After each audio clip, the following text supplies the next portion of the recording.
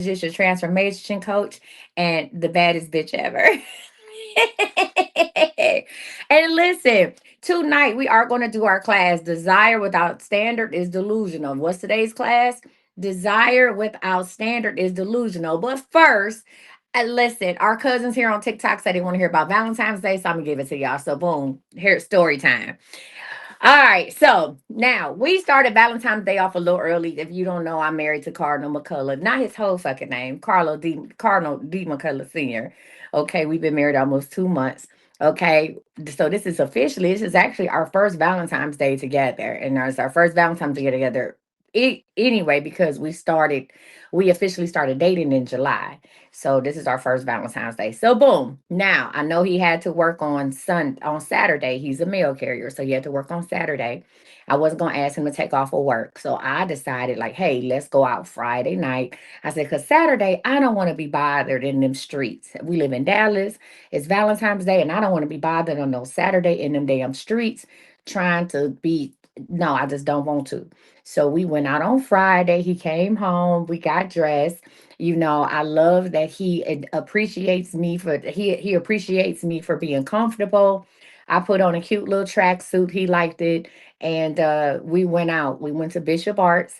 We went to dinner. We went to Gloria's, and that's he likes Mexican food. I don't, but I can stomach Gloria. So we went to Gloria's here in Dallas. There's a lot of locations for Gloria. It's a dope restaurant chain here in Dallas. And so we went there, and luckily it wasn't no wait. It wasn't no waiting or anything like that. So we went, we ate our dinner, we took our little pictures, and we went in what's called Bishop Arts. So Bishop Arts has a lot of different shops and different scenery. And lucky for us, the shops were still open around 11 o'clock. Hey, Miss Barbara, the shops were still open around 11 o'clock at night. So after dinner, we went walking around Bishop Arts District and wherever I wanted to go in, he's always down for it. Hello, well, what's up? I'm telling y'all about Valentine's Day. Valentine's Day story time. So he's always down. He's always down for my shenanigans. So we went in a couple of stores, got some shaved ice, and I've realized that this is one of the first date places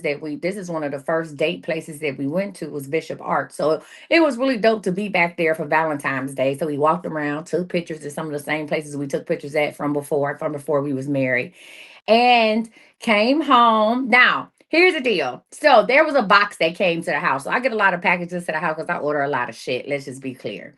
So when I opened up the door Friday morning, there was a package. I knew it was an outfit, and then there was a pink box on top of the package. Now, because your girl get at least 10 packages a week, okay? Don't judge me. Mind your business. I just assumed that this package was for me. I did not look at the package. I picked up both packages off the porch. I brought them in the house. I opened up the outfit. I opened up the pink package, and then I realized it was something I had asked him for. I had sent him the link for something I had saw, and he had bought it for me. So I was like, damn. I said this was my Valentine's Day present. So I started rushing. I put it back in the package, and I was like, how can I take the package back up? But the way the mailing label was on the package to open up the package, I had actually tore the package just opening up stuff. I'd actually tore the package, y'all. Hey, Cardinal, what is you doing on the live? What's up, Big Unk? I'm telling him about Valentine's Day. Not Cardinal sending me a rose. Cardinal, why is you even on the live? So I tried. So y'all, I'm panicking. Like, how do I close this package up? Right? I didn't want the surprise to be ruined, and I was like, "Oh, that is so sweet." I forgot I even told him I wanted this. What he bought me. I was like, "Oh my God, that is so sweet." And I was trying to. So what I did was I kind of folded it. I didn't tape it back up because I couldn't find the tape. I folded it back up and I put it under some other mail. Hopefully that he was just maybe he would think he opened it. Huh? It's reverse psychology. Maybe he would think he opened it. And yeah. So he came home and he saw that I had opened it. But I was like, oh no. So I eventually ended up telling him, like, yeah, I opened up the package. Whoop de doo.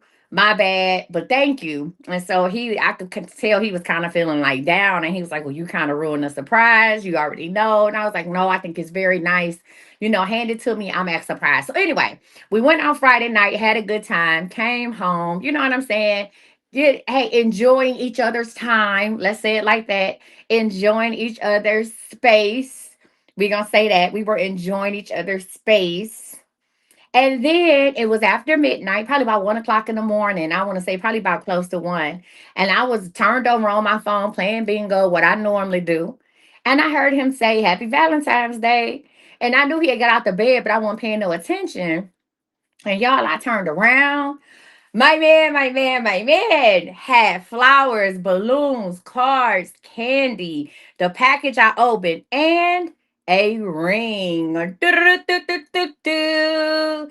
I got a ring. I was like, oh my God. And he said, and I was like, wait, it was so much because I was really like, here's the deal. Listen, I was good. I was content. I was good with what I had. We had a great night. We had a good date night. We laughed. We joked. The thing I asked him for, he bought it. He got it for me. It came on time. But he loved Leslie. He had two cars. He always buy me a funny card. Yes, he's a magician. He always buys me a funny card and a serious card. He did that on my birthday. So I had two cards. I think he did that for Christmas too. I had two cards. He always give me two cards. The flowers were beautiful. Like flowers were beautiful. The balloons, and he was a magician because where was you hiding the stuff at? Where was you hiding the balloons and the cards? And it was just a lot. And I was like, where did this come from?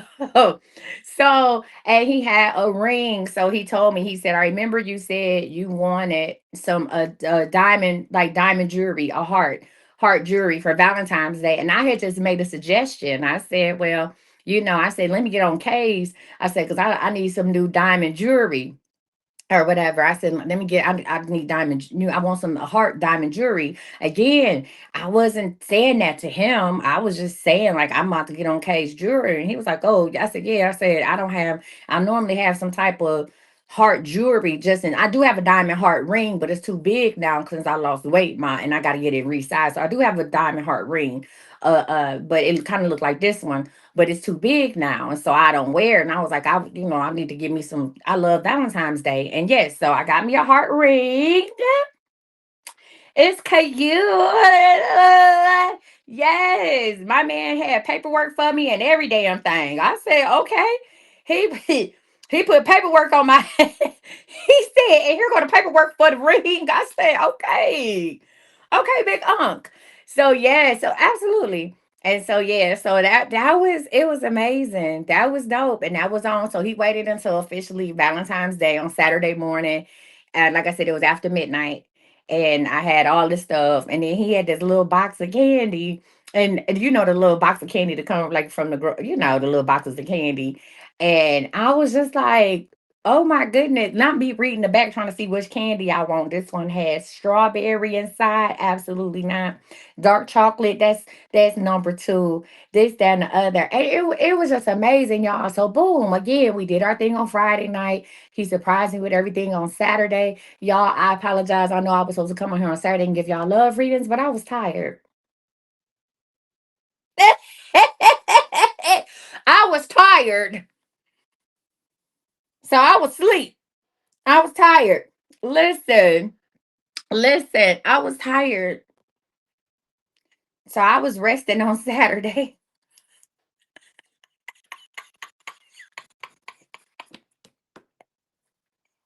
I was rested. I was in the bed.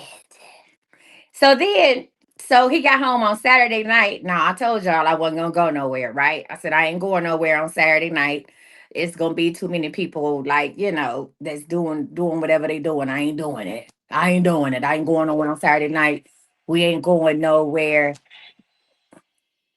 We went somewhere. We went to the Netflix house Saturday night. Now, that's another story time. Netflix house. I know you fucking lying.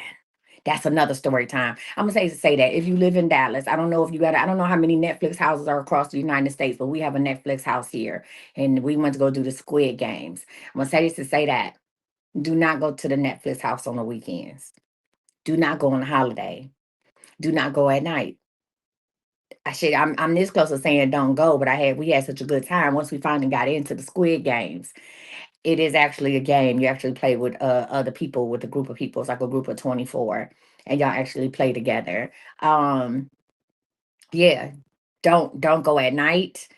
Don't go on the weekends. Don't go on a holiday. Go first thing in the morning. Get your ass up and go to the Squid Games Netflix house first thing in the morning. Now, once you do get in there, I was hot. I was hot. And I feel bad for him because I know he really was trying to enjoy it. Like we were standing in line and I was hot. And then they wanted us to be real compact, real closed in together. And I told him that COVID was real. And the man was like, I just looked at him, stop talking to me. We had to stand in line for 45 minutes. I don't do lines. I don't do lines no fucking where. We had to stand in line for 45 minutes. And I was pissed. But we once we got in there, we had a good time. It was 23 people. I came in 10th place. He came in 17th. I don't want to talk about it. Well, we had an amazing time. We would definitely go back and do it again, probably on the off day and first thing in the morning when it's not that many people, like when it's not lines like that. I don't know. But anyway, that was what we did for Valentine's Day. We came back last night. We had dinner after the Netflix house. We went to BJ's Brewery. I put pictures up. So we got several different pictures. We got pictures from Friday. I put a video up. I know, Kai. I would have needed, thank you. I would have needed you to have a kidney emergency. It was horrible. So we have pictures from Friday night and video from Saturday night. You say I can't stop smiling. I should be smiling. I need y'all to please. I'm gonna say this to say that. How many people? Thank you. How many people remember me before I was married? Can anybody? Does anybody watch me before I was married? Because and this is what I want to do. Trust and believe me. When I say Cardinal is fucking amazing, he's amazing. When I tell you he listen, I tell you he did a good job. I mean, an amazing job. But I'm gonna ask you a question. See, before I was married, I smiled all the time. Y'all make it. I need y'all to stop thinking that your happiness depends on who another person. Absolutely the fuck not. My happiness doesn't depend on another person. I smiled all the time before I was married. I smiled all the time when I was single. I smiled all the time. I smile. My glow is my glow. My glow does not depend on my husband. My glow is from me. And I want y'all to understand that. I just put blessed oil on my face. You can glow too. Thank you. You can glow too with a bottle of blessed oil and a ring light. Get you some blessed oil and a light. You can glow too. I need y'all to stop doing that shit. I've always been up. Can thank you. Come on, gonna continue to be up. I want y'all to stop associating that shit together. Like, oh my God, she's glowing. No, I'm glowing because I'm glowing. My husband adds to that. I was glowing before. I'm a glow. Listen, I'm a glow. I made a decision to glow for the rest of my life. Huh? Yeah. I understand what y'all didn't mean it like D. And I know when people say it, they're not saying it from a place of trying to be this, but I need y'all to reprogram yourselves. I always smile. Always listen. I need y'all to reprogram. Reprogram your thinking. That's why we here. Reprogram your thinking. You understand me? I don't want single women to be sitting at home like I wish I could. Bitch, you could glow like this right now by yourself. You don't have to apologize, Z. It's nothing like that. And I'm listen, you ain't the only person. I want you to know you single, you divorced. You may not have had a person for 10 years. You can glow when you decide to glow. I've been glowing. I've been glowing. That's it. My light been bright. You understand me? Been bright. I want you to know your light can be bright too. Don't let this day. A lot of y'all went through it yesterday. Some of y'all spent it with your homegirls. Some of y'all spent it with your kids. Whatever the case may be, I want you to know that you can shine bright every day. Being with somebody and not being with somebody doesn't make a difference. Being married to versus being single doesn't make a difference. Huh? Does he put a smile on my face every fucking day? Absolutely. Was that smile gonna be there anyway? Every fucking day. Because that's a choice I made. Maybe it's easier to he makes it easier. Oh, excuse me. He gives me another. Y'all made me belch. I know I'm on some bullshit. Y'all, he gave me another reason to smile. But I was gonna smile regardless. You understand me? He gave me another reason to smile, but I was gonna smile regardless. Now I have 1,003 reasons to smile. Huh? I was gonna smile regardless. I want y'all to understand that. I want y'all to stop associating your happiness with your marital status. Stop associating your happiness with who the fuck you connected to. Stop doing that. That's right. Come on, Toy. He attitude was already there. Listen, He added to how what was already there.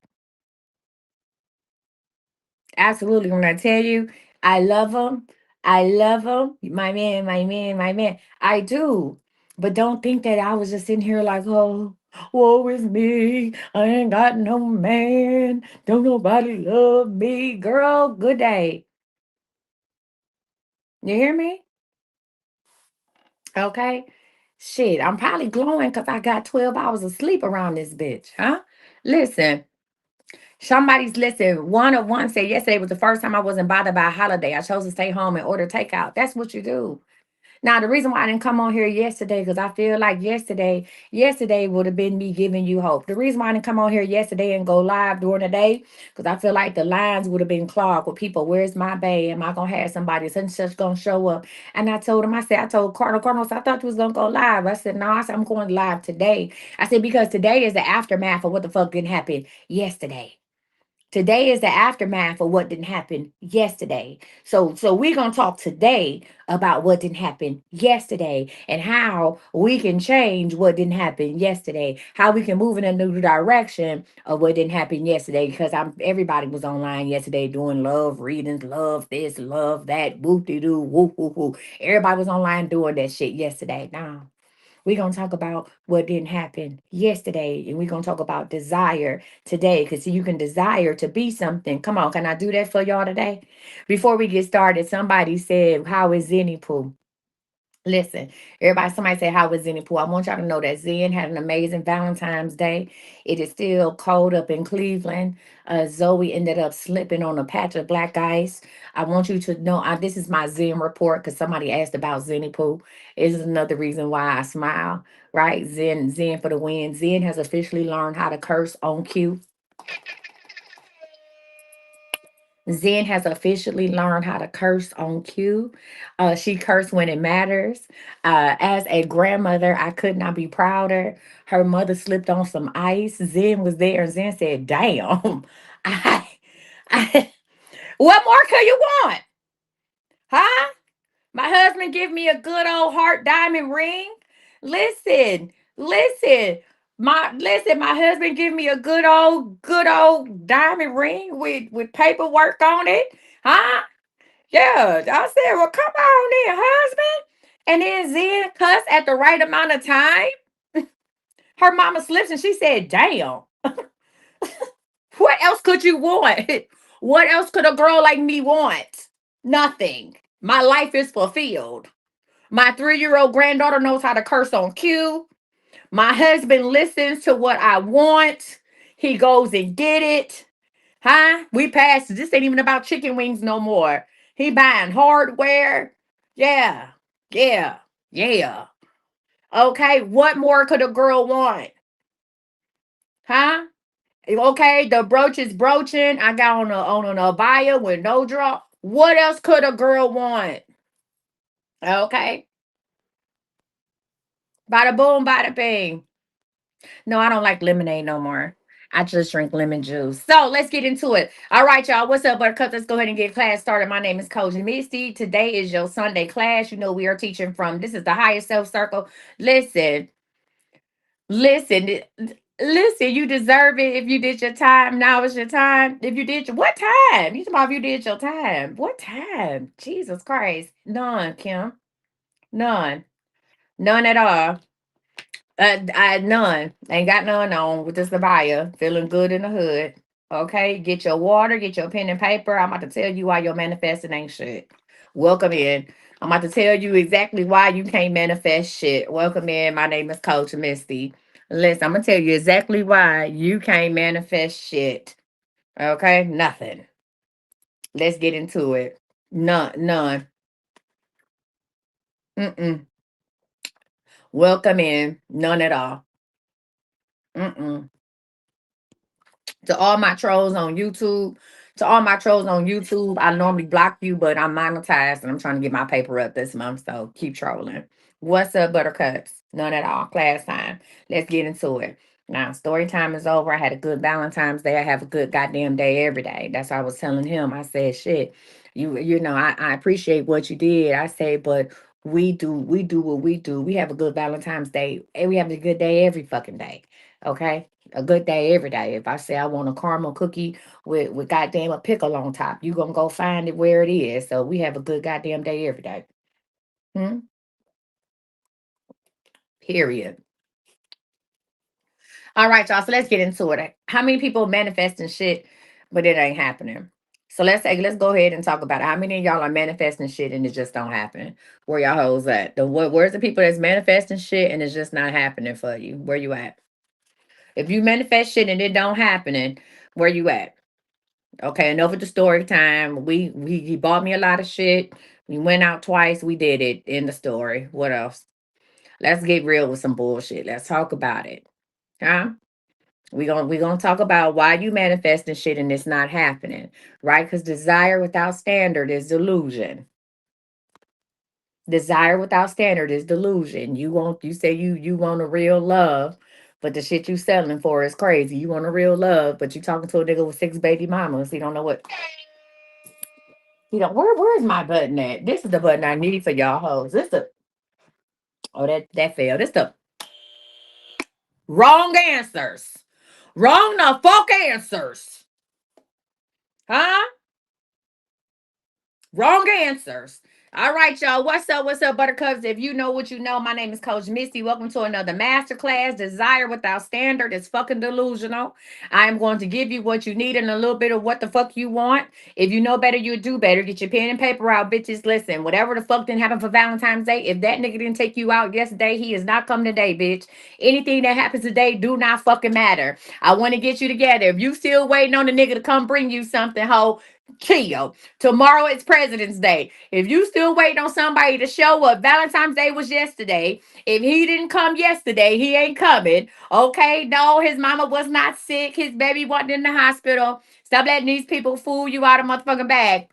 Please. I am with the shits today. Listen, this is the I do, we do, you do class. I'm going to teach you something. We're going to implement that shit, and I hope you take it further and put it into your fucking life. Welcome in. All that lovey-dovey shit is over and done with. I hope Cardinal still ain't watching this. I know you with your people, Cardinal. Please tune off now. Okay, they like, God damn, what did she talk? Please tune the fuck off now. If you with your people, cut the phone off, Cardinal. I see you when you get home. Let's get into it. Tonight, we are not discussing what you want. We do it every goddamn day. We are not discussing what you want tonight. Bitch, we do this all day. We are examining what qualifies you. Some of you hoes ain't qualified to be a wife. Okay, some of y'all hoes ain't qualified to be a wife. You ain't qualified to have no money. Bitch, you're not qualified. Okay, y'all gonna get sick of that goddamn button. What you're not is qualified. Thank you very much.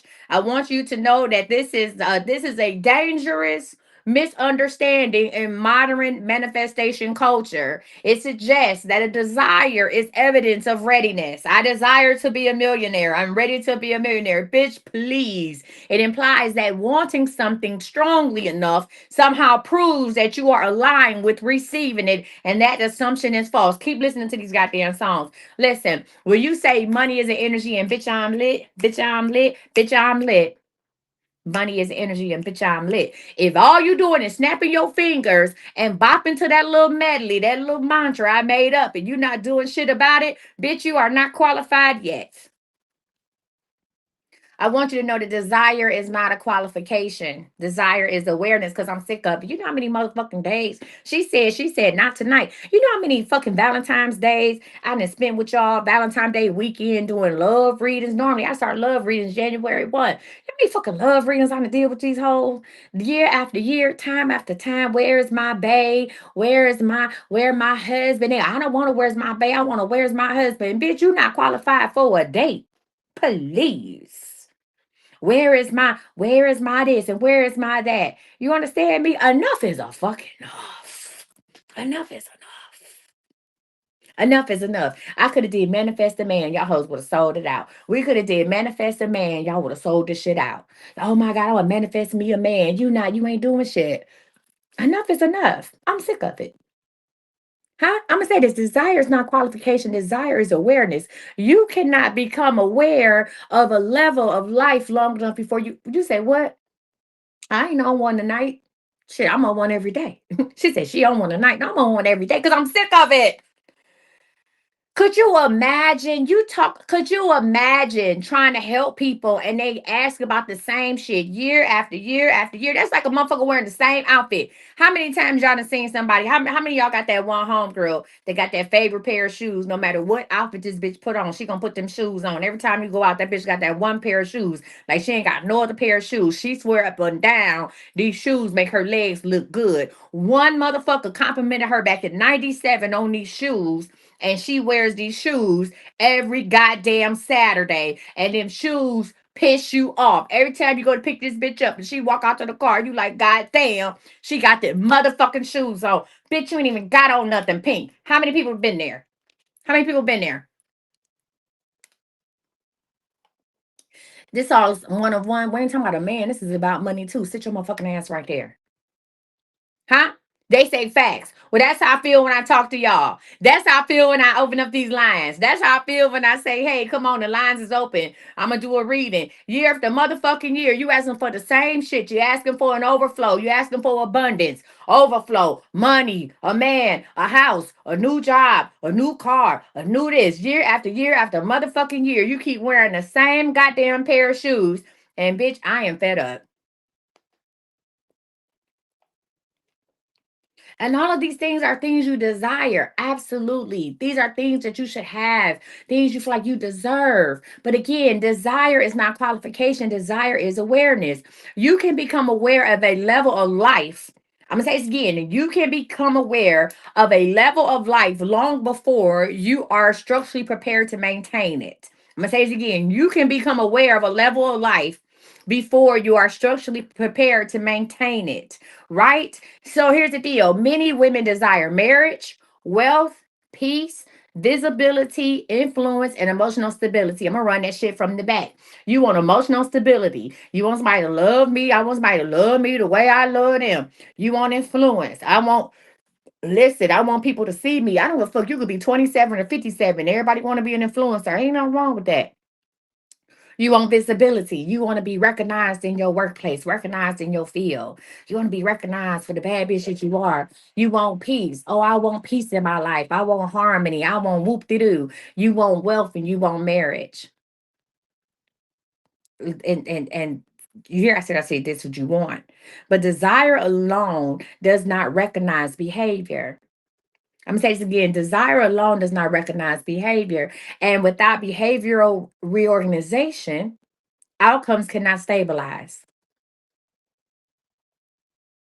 The universe does not respond to longing, it responds to identity. I teach y'all the same shit every day. What did I say? The universe does not respond to belonging, it responds to identity. Identity is not revealed through affirmations. I don't give a fuck how many times you say that shit in the mirror, but you can say it 100 times. Identity, just listen, is not revealed through affirmations, it's revealed through standards. Don't tell me I'm a millionaire, I'm a millionaire, I'm a millionaire, but you still go clocking at this bullshit ass job. Don't tell me you're a millionaire, but you still let somebody talk you out your vision. Don't tell me you're a millionaire, but you won't take time to build your business. Bullshit. I want you to know that your standards determine what you allow, what you enforce, what you normalize, and what you refuse. I'm going to say this again. Your standards, a lot of y'all don't have standards. So tune the fuck in and share this out with 3 people. It might just change their life. Y'all know 3 hoes is fucked up just like you. So go ahead and share it out. Your standards determine what you allow, what you enforce, what you normalize, and what you refuse. Standards are the invisible architecture behind every visible result.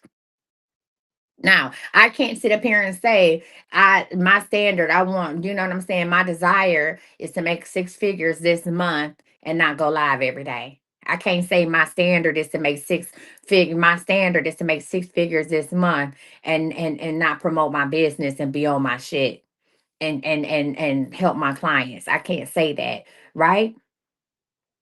When desire exists without standards, it becomes delusion. When desire exists without standards, it becomes delusion. Delusion in this context does not mean insanity, because sometimes you got to lose your mind in order to live outside of your mind. Did you hear what I'm saying? Sometimes you got to lose your mind to live outside of your mind. Huh? Outside of them four walls that you done boxed yourself into. I'm gonna say this again. Sometimes you have to lose your mind to live outside of your mind. When I say lose your mind, I mean retrain your thoughts, bitch. Retrain them. Oh, it comes. I done had so much rest and it just rolls right off my mouth. Oh, it just rolls right off my tongue. Sometimes you have to lose your mind. Listen, to live outside of your mind. Come on, somebody. Listen, when I talk about delusion, I'm not talking about insanity. It means misalignment between expectation and behavior. It means believing you deserve outcomes your current structure cannot sustain. You said you desire to be a wife. You desire to be a wife, but you hold on to pain. You desire to be wealthy, but you have a broke mindset. You desire to be a rich, but you still clock it, and you're not gonna become a millionaire at your job. You're not. You're not. Huh? You're not. You desire to lose weight, but bitch, you still eating snacks. Which one are we doing? And tonight we are going to dismantle that gap. So if you're ready, tell me you're ready. That was just the introduction. If you're ready, tell me you're ready. If this ain't your type of class, move the fuck on. If you ready, say you ready. When I come on here with these abayas, y'all hoes better know I mean business. Abaya means business. Okay? If you ready, say you fucking ready. Now. Mm-hmm.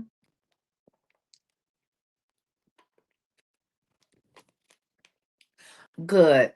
All right.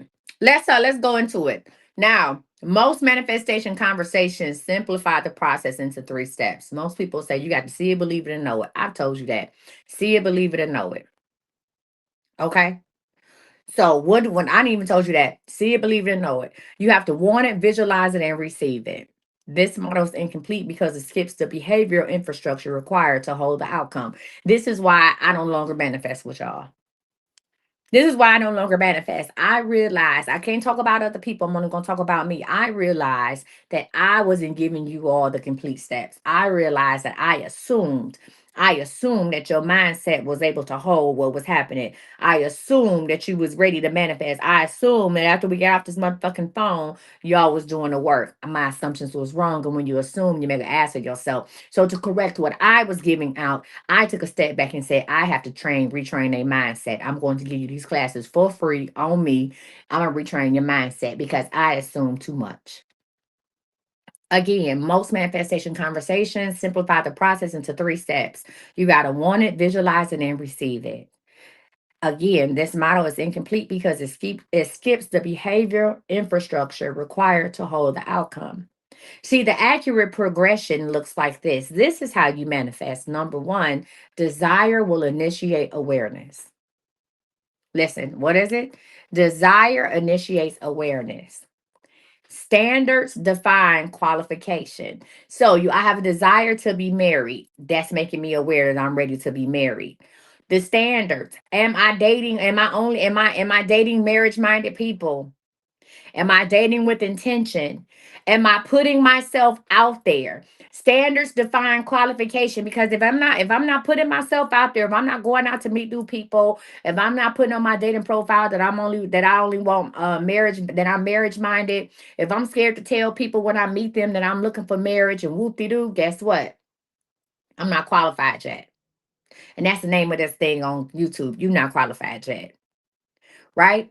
So desire initiates awareness, standard defines qualifications, discipline stabilizes behavior. The discipline involved, discipline standardized behaviors. Let's talk about some people say, well, I don't want a man. I'm more to money. All right, cool. You say I desire to have live in overflow. Well, first of all, define what overflow is. Desire. I desire to have more than what I have now. I desire not to be broke, living paycheck to paycheck, right? My standards. Am I working at a job that makes me live paycheck to paycheck? Yes. Am I living above my means? Yes. Standards define qualification, right? Am I managing my money correctly? No, you're not ready for that.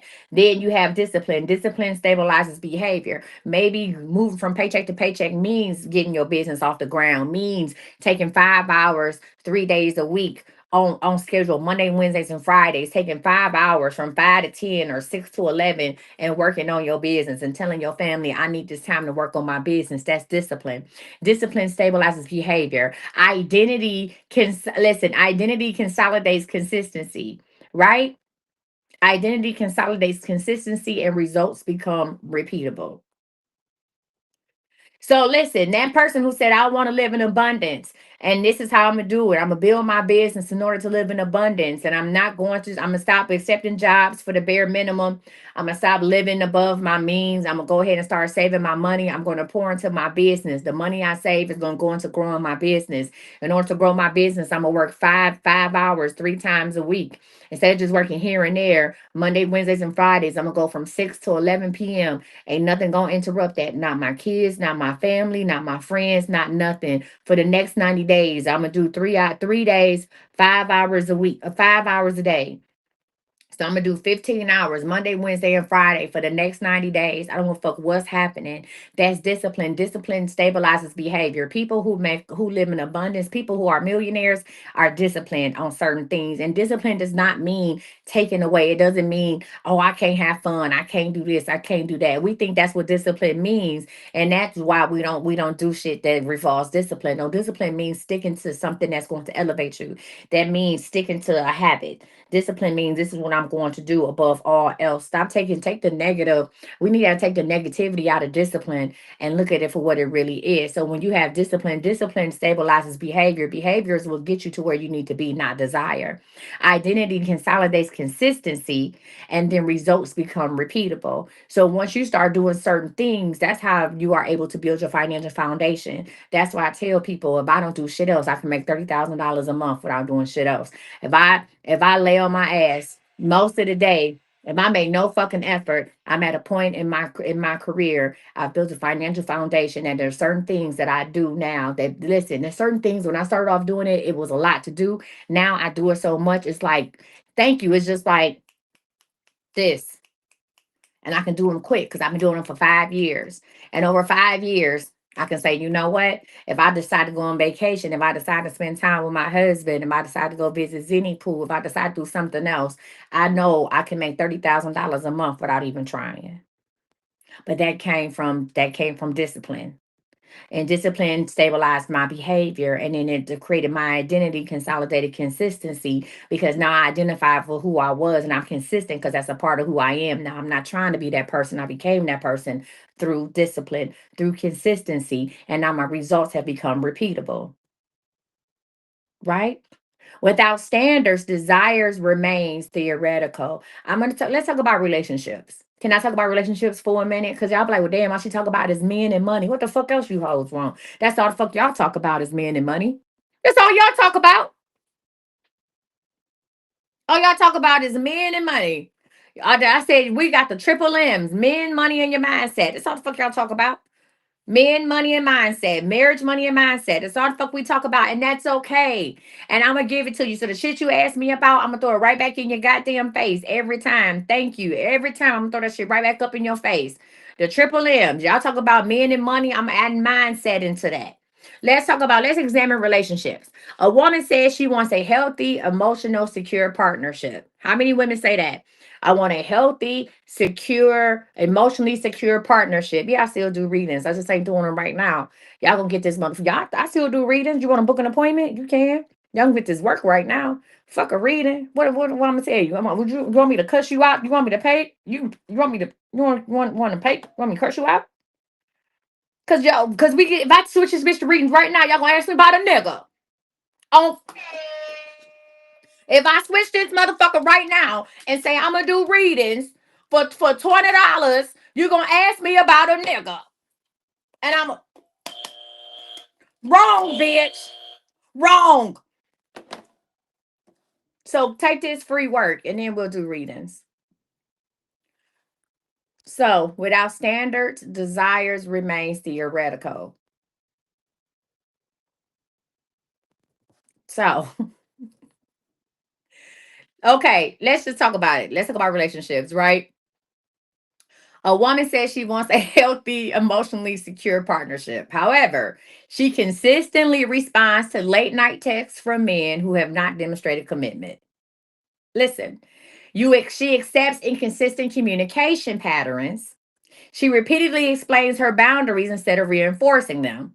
And she tolerates small acts of disrespect because she fears losing access. Did you hear me say it? This is a case study. You have someone who says, I want a healthy, emotional, secure partnership. However, I'm going to consistently respond to late night texts, from men who have not demonstrated any kind of commitment. I'm going to steadily accept inconsistent communication patterns. Stop telling niggas you need more communication and just stop communicating. Stop telling people you need more from them and find somebody else who will give you more. That is the craziest shit I've ever seen in my life. You spend more time telling a person what you need than getting what you need. Move the fuck on. It's somebody out there for you, Stink. Move the fuck on. I am a clear example of that. Move the fuck on. It is somebody that's going to give you everything that you thought you ever fucking wanted. They're coming. So stop spending years, months, days, hours explaining to this knucklehead what you need and go get the from the motherfucker who willing to give it to you. Again, you say you want a healthy, emotionally secure partnership, but you accept inconsistent communication patterns. You repeatedly explain your boundaries instead of enforcing them. And then you tolerate small acts of disrespect because you fear losing this person. Here's the deal: your stated desire has not changed. Your stated desire is healthy love, correct? Your demonstrated standard is instability. See, here's the deal. You say your desire is healthy love, but your demonstrated standard is I accept bullshit. It's instability tolerance. That's what that's called. Reality aligns with demonstrated standards, not stated desire. So if you say I keep on getting the same shit from the same people, it's because fuck what you say you want. This is what you accept. You told the universe, well, I say I want love, but I'm willing to accept this half-ass. I'm willing to accept being number 2, 3, 4, and 5. I'm willing to accept somebody who got multiple bitches. I'm willing to accept somebody who don't call me. I'm willing to accept somebody who only want to lay up. So that's what you're gonna keep on getting. And here's the deal: enforcing boundaries don't mean trying to change nobody. Enforcing boundaries means protecting who you are, walking the fuck away, and finding someone who aligns with what it is that you want. Again, reality aligns with demonstrated standards, not stated desires. This is not punishment, it is alignment. You cannot pray your way into an outcome that your behavior contradicts. Did you hear what I said? You cannot pray your way. I'm going to say this again. You cannot pray your way into an outcome that your behavior contradicts. That same principle applies financially. A woman desires overflowing financial freedom. And don't tell me you don't. You hoes should be like you. I should be at 50,000 likes. Yeah. Mhm. Crystal, I don't know what I'm doing. She said, "Is you preaching or teaching?" I don't. What you want me to say? That you cannot pray your way into an outcome that your behavior contradicts? That one. You cannot pray your way into an outcome that behavior contradicts. Y'all be trying to pray your way into a healthy marriage, pray your way into some money, but your behavior says you ain't good with money. I'm confused. A woman desires overflowing financial freedom, yet she avoids reviewing her bank statements. I'm confused. You do not track spending. You say you want to overflow. You want to pay your house off in 5 years instead of 20. You want to buy you a brand new car. Yeah. Yeah, you want to live in abundance, right? But you spend for emotional relief and you avoid difficult financial conversations, and you fear negotiation. You keep on giving your money to people who can't give it back. Your desire is wealth, but your standard is avoidance. That's why money is avoiding you. Wealth requires confrontation. Avoidance produces stagnation. I put that in the notes. Wealth requires confrontation. Wealth requires confrontation, not with other people, but with yourself. You got to look at your credit report, look at your bills, look at your bank statement, see where your money is slipping up. Realize, hey, you got a T-move problem. Take that shit off your phone. I'm talking to myself. Wealth requires confrontation. Avoidance produces stagnation. Manifestation does not bypass structure. That's what people are not telling you. Manifesting does not listen. Manifestation does not bypass structure. TikTok told me TikTok sends me this thing and saying, hey, this is very popular with the people, with creators. If I was to post manifestation videos all day long, I probably have 1 million followers. If I was to post manifestation videos and say, you too can manifest $1 million, I'm going to show you how to manifest $1 million. I could post that shit all day long and have 1 million followers. But that's not how this shit works. Manifestation does not bypass structure.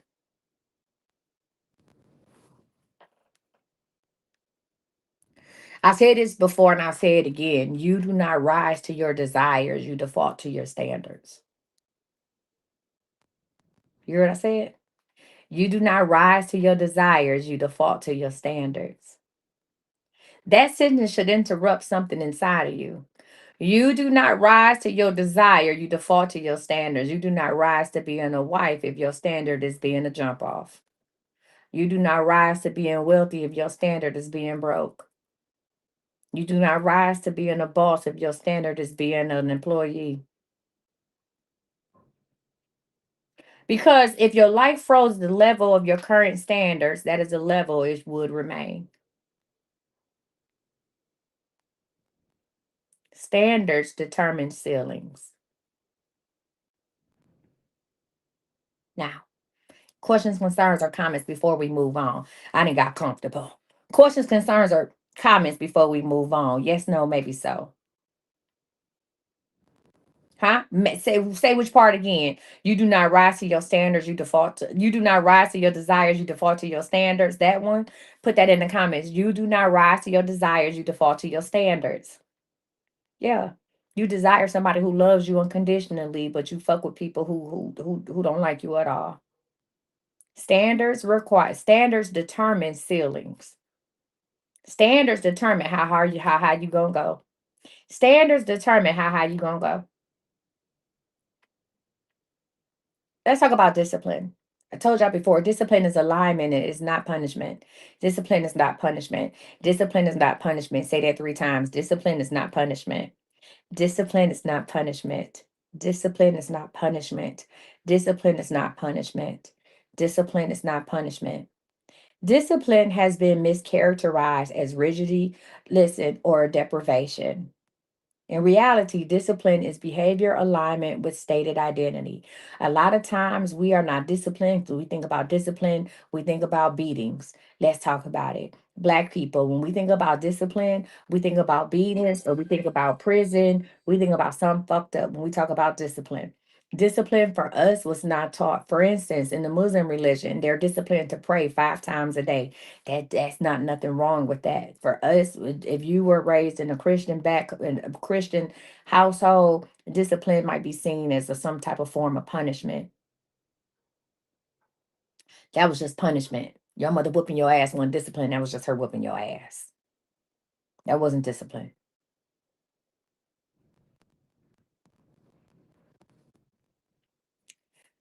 If you say you want something, discipline is a daily evidence that your desire is not fantasy. You hear what I said? If you say you want something, discipline is the daily evidence that your desire is not fantasy. The universe does not test desire, it tests enforcement. Enforcement means behaving consistently even when emotional motivation fluctuates. Desire is emotional. You hear what I said? Desire is emotional, standards are structural. Emotion will fluctuate daily, but structure compounds over time. Sometimes I don't feel like doing shit. Sometimes I don't feel like doing a motherfucking thing. And I have to ask myself, is this a physical thing? Am I physically sick? Because if I'm physically sick, I need to take care of my body. Or is this an emotional thing? Because if it's an emotional thing, then let's get down to the root of what's happened to me emotionally. Let's go ahead and fix that emotionally and get the fuck up. Now, if it's a physical thing, if I don't feel good, if I got a headache, a toothache, bitch, I blink wrong, my ear stopped up, I'm not going to push my body past its breaking point. Because I only have one body, and once it breaks down, where am I at? But if it's an emotional thing, right? If it's an emotional thing, then let's go ahead and get down to the root of that emotion and then get the fuck up and get to it. This is why many individuals experience temporary manifestations. You receive opportunities, relationships, and income increases, plus visibility, but without discipline, those outcomes destabilize. This is how people have their 15 minutes of fucking fame. You heard I said that's what 15 minutes of fame look like. You want this thing. You've been saying, oh, I want to be famous. I want to go viral. I want to do this. I want to do that. And then you have your 15 minutes of fame. Whatever it is, it could be your 15 minutes of fame at work.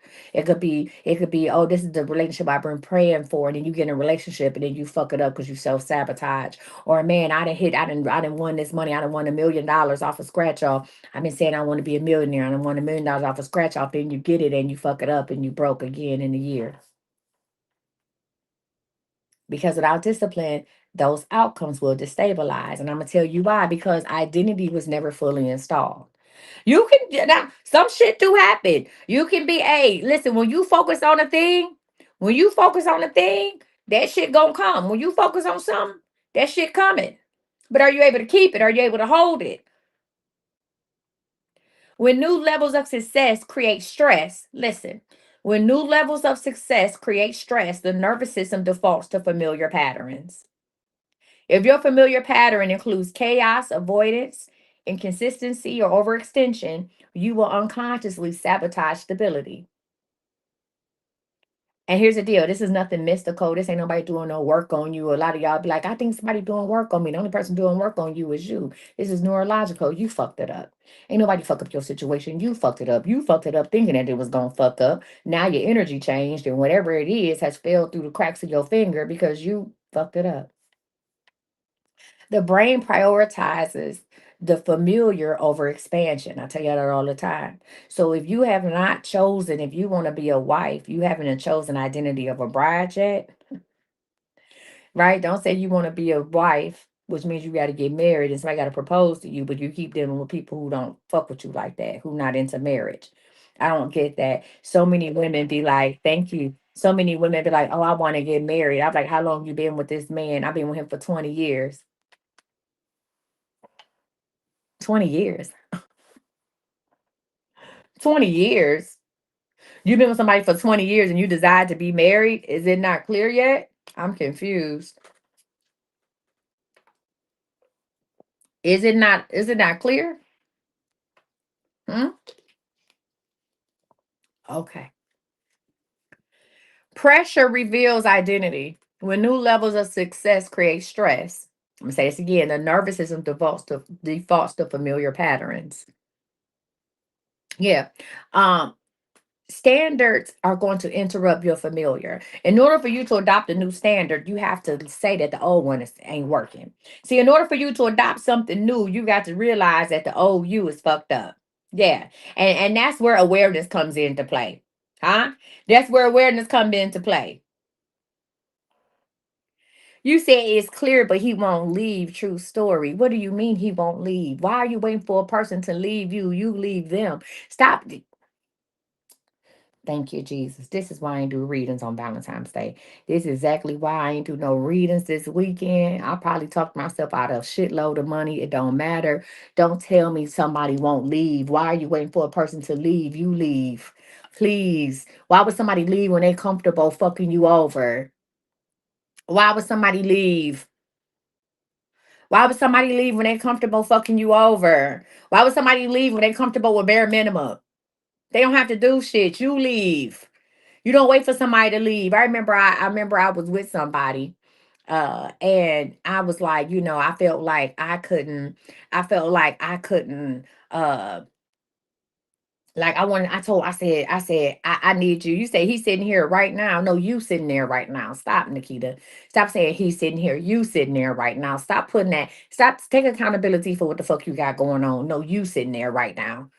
He won't leave. Why the fuck would he leave? Why? Why? What? So I remember I asked this guy, I said, block me. I said, block me. I said, I don't want to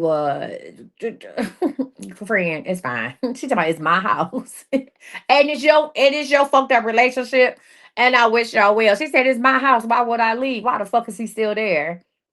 You want him there. So here's the deal. One thing about the two things for sure, what you can't do is bullshit a bullshitter. Now that's what you can't gonna do. You're not gonna bullshit a bullshitter. Okay? All that shit is my house. He won't leave. Girl, it's ways to get a motherfucker out your shit if you want him out your shit. You don't want him out your shit. Girl, we not about to go there. You don't have to raise my fucking blood pressure tonight. Okay? Absolutely not. No, I got cookies and ice cream to eat after this shit. You're not gonna raise my blood pressure tonight. If you don't want a motherfucker there, you gonna put a motherfucker out. Please. Okay? Okay, I am the queen. I am the queen of packing nigga shit up. I'm the queen of packing. I will pack somebody's shit up quick, fast, and in a hurry. Be blessed, stay blessed. Okay, let God continue to be with you. Okay, on your journey and the next. Girl, bye. Okay, I will pack your shit up. We ain't got to argue about it or nothing. I will pack your shit up, take a picture of it, send it to you so you can know all your shit is right the fuck there. Pack that shit up nice and neat. I buy double-sided boxes. I am the queen of packing somebody's shit up. Okay, pack your shit up, everything, nigga. I'm packing up the lint you left in your pocket. Oh, wait a minute, that's a piece of lint. I did. Let me pick it up and put it in the box. I don't want you to forget shit, please. But I don't have to worry about that no more. Okay, because I'm married now. I'm married. But in my other life, huh? In my other life, I pack up good. You need a U-Haul? I buy you one. Fuck out my house. Please. I'm a married woman now. I don't have to worry about that shit. Okay. Did I tell Cardinal I was going to go through his closet and throw away some of his shoes today? Absolutely. Am I still going to go, Cardinal? If you watching this, you have about 30 more minutes to get home. I'm about to go through them drawers I don't like. They out of here. Them shoes I don't like. They out of here. I think Texas is a community state. I don't know. Is Texas 50-50? I'm throwing the shit out of here. Okay. Okay. Well, friend, then you need to put both of them out. Nikita, Nikita, you might need to book some time with me. You talking about your mom keeps inviting him and she lives with me, then they both need to fucking go. Okay? Then they both need to go. Okay, get some standards about yourself, friend. Join the higher self circle. Anyway, Cardinal, if you watching this, you got 30 minutes before I throw your shit out. Shit, I don't like them black shoes out of here. Those tiger, I don't know what kind of drawers they are out of here. Okay, I'm taking 3 t-shirts out the t-shirt drawer out of here. Okay, they out of here. Throwing the shit out. He told me, well, can you send me a picture before you throw it away? Absolutely not. No. Cardinal said, well, can you send me a picture before you throw his stuff out? Absolutely not. I'm gonna say this to say that. Let's get back to class. What? Let's get back to class. I'm gonna say this here. Discipline standards interrupt the familiar. Discipline reinforces the new familiar. If you listen, when you enforce standards repeatedly, listen, when you enforce standards repeatedly, your nervous system recalibrates. Listen, when you enforce this shit repeatedly, when you listen, if you want to be married and you only date to marry, listen, I'm telling you, okay, boom, thank you. That was a good one. Boom. When I decided I wanted to be married, when I decided that I was going to be a bride, when I decided I wanted to get married, I stopped talking to people who wasn't the marrying kind. I stopped. I stopped dealing with people who wasn't the marrying kind. Even when the person who I thought I was going to marry, even when that fell apart, I did not listen. I did not revert back to just talking, just wanting to be friends. I did not let that take me. I did not let that take me out of my mindset. I did not lose my mind about my train of thought. I was still like, I'm gonna be a bride. Hey, that just wasn't a person. Again, my identity wasn't tied to the person. It was that what the my identity wasn't tied to the person who I thought I was gonna marry. It was something I adopted. So I still was saying I was going to be a bride. Right. In order to be a wife, you have to be a bride. And as I tell women all the time, stop talking about being the bride. Stop talking about being the, you know what I'm saying, being a wife before having an identity of the bride. So, like I said, listen, when you enforce standards repeatedly, your nervous system recalibrates. You understand what I'm saying? So here's the deal. I still was doing what I was doing when I wasn't even dating nobody. I was still wearing my bride shit. I was still talking about marriage. That's what I talked about. So here's the deal. The men that I would meet, then all of a sudden I started meeting men who were all about doggone want to get married. I kept on meeting men who said they wanted to be married, and it wasn't gonna take them all year to know. It wasn't gonna take them 2, 3, 4, 5 years. They were open to marriage. Again, I was reinforcing the standard, right? Boom, I had the party. The party, I told myself and God and maybe a couple of my, this is it, Michael Jackson. This is it. I said, my husband is here tonight because I kept on with my journey. Listen, because here's the deal. What once felt uncomfortable with talking about marriage to a person who didn't want to be married was now very comfortable for me. I was able to say, my husband is in this room. I was able to invite 20, 30 people to my house and say my husband is in this room. And I had on the black magic. Yeah, I had on my black magic. But I was able to say my husband is in this room because I kept on doing it. I did not come off of what I was on. That was my standard. My standard was I'm going to deal with somebody who's willing, who wants to get married, who wants to me to be their wife. I'm not being nobody's fucking girlfriend. I'm not doing it. Age had nothing to do with it. Status had nothing to do with it. This was just who I am. Right? So let me go ahead and get off of relationships and do it another way. If your new standard is that you no longer engage in draining conversations, the first enforcement feels uncomfortable, right? So if you say, starting today, I'm no longer engaging in bullshit ass conversations. It could be your sister, your mother, your aunt, your homegirl, whatever. That I need all my energy in order to start my new business. I'm no longer going to be engaged in draining conversations. That first time you tell somebody like, hey friend, I love you, but we need to change the subject, that shit feels uncomfortable. I've been there. I did that with one of my homegirls. Like, girl, I love you. I love you. I love you. I love you. But I can't talk about this. Like every conversation we have is about what you don't have and not trying to get what you want. I can't do this no more. But here's the deal. And after I had that conversation, I feel bad because I'm like, damn, she was there for me through a lot of my shit. Not that I talked about it a lot, but she was there for me when I was going through stuff. And now I feel bad telling her that I don't want to talk about whatever it is that she's going through. But I realized all she do was talk about shit that she's going through.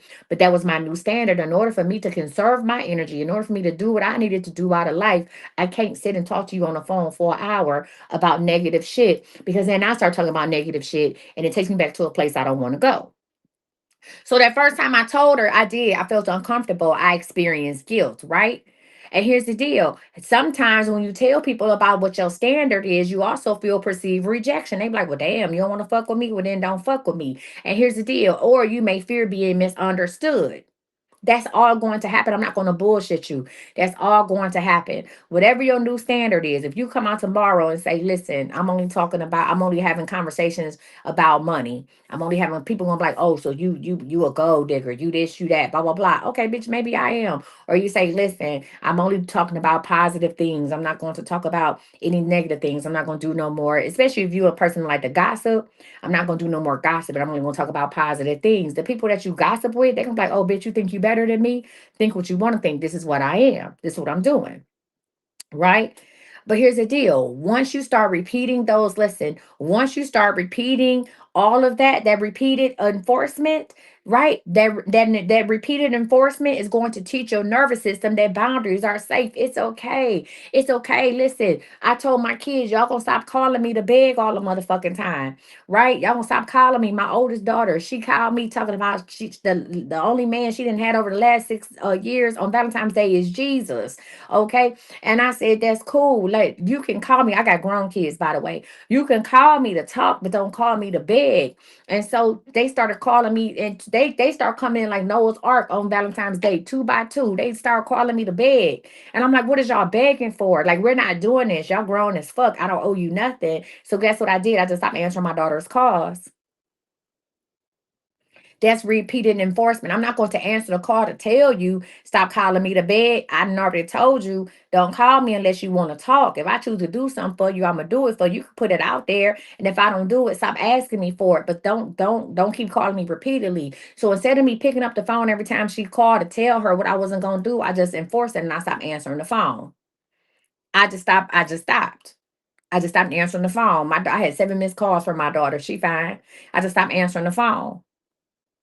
I didn't feel guilty about it. I didn't feel no type of way about it. I didn't feel like, oh my God, what am I missing out on something? I didn't sit up here and feel like, well, what if she stopped calling me? Or what if she get mad? That's okay. My standard is you're not gonna call me to bed. Call me to see how I'm doing. If I want to give you a couple dollars, I'm gonna give you a couple dollars. But don't keep calling me on some bullshit. I want you to know that, again, repeated enforcement teaches your nervous system that boundaries are safe. And safety creates stability. And when safety creates stability, stability can then create identity, and identity produces results. I'm going to say that for you again. Safety, listen, when you start reinforcing your standards, listen, your boundaries, they're good. And then once you feel like you good, you stable, you all right. And stability creates your identity. Whatever the identity that you're going for, stability is going to create that. And then identity produces results. Without discipline, desire remains a fantasy narrative. Bitch, I can't talk. Again, without discipline, desire is going to be a fantasy. That's it.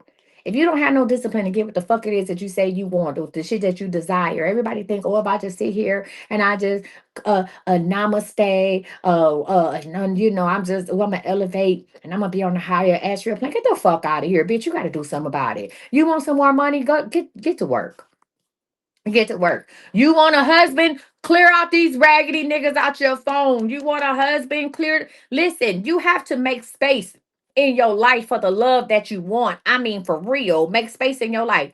Make space in your life for the love that you want. I used to tell y'all before when I was building my brand, I desired to have a relationship, but I couldn't realize I was at home and I would be like, why do I meet these people? And I just deal with them from time to time. It was nothing stable. And then, no, I didn't say block them. I said clear them out. See, that's the thing. You talking about I blocked them.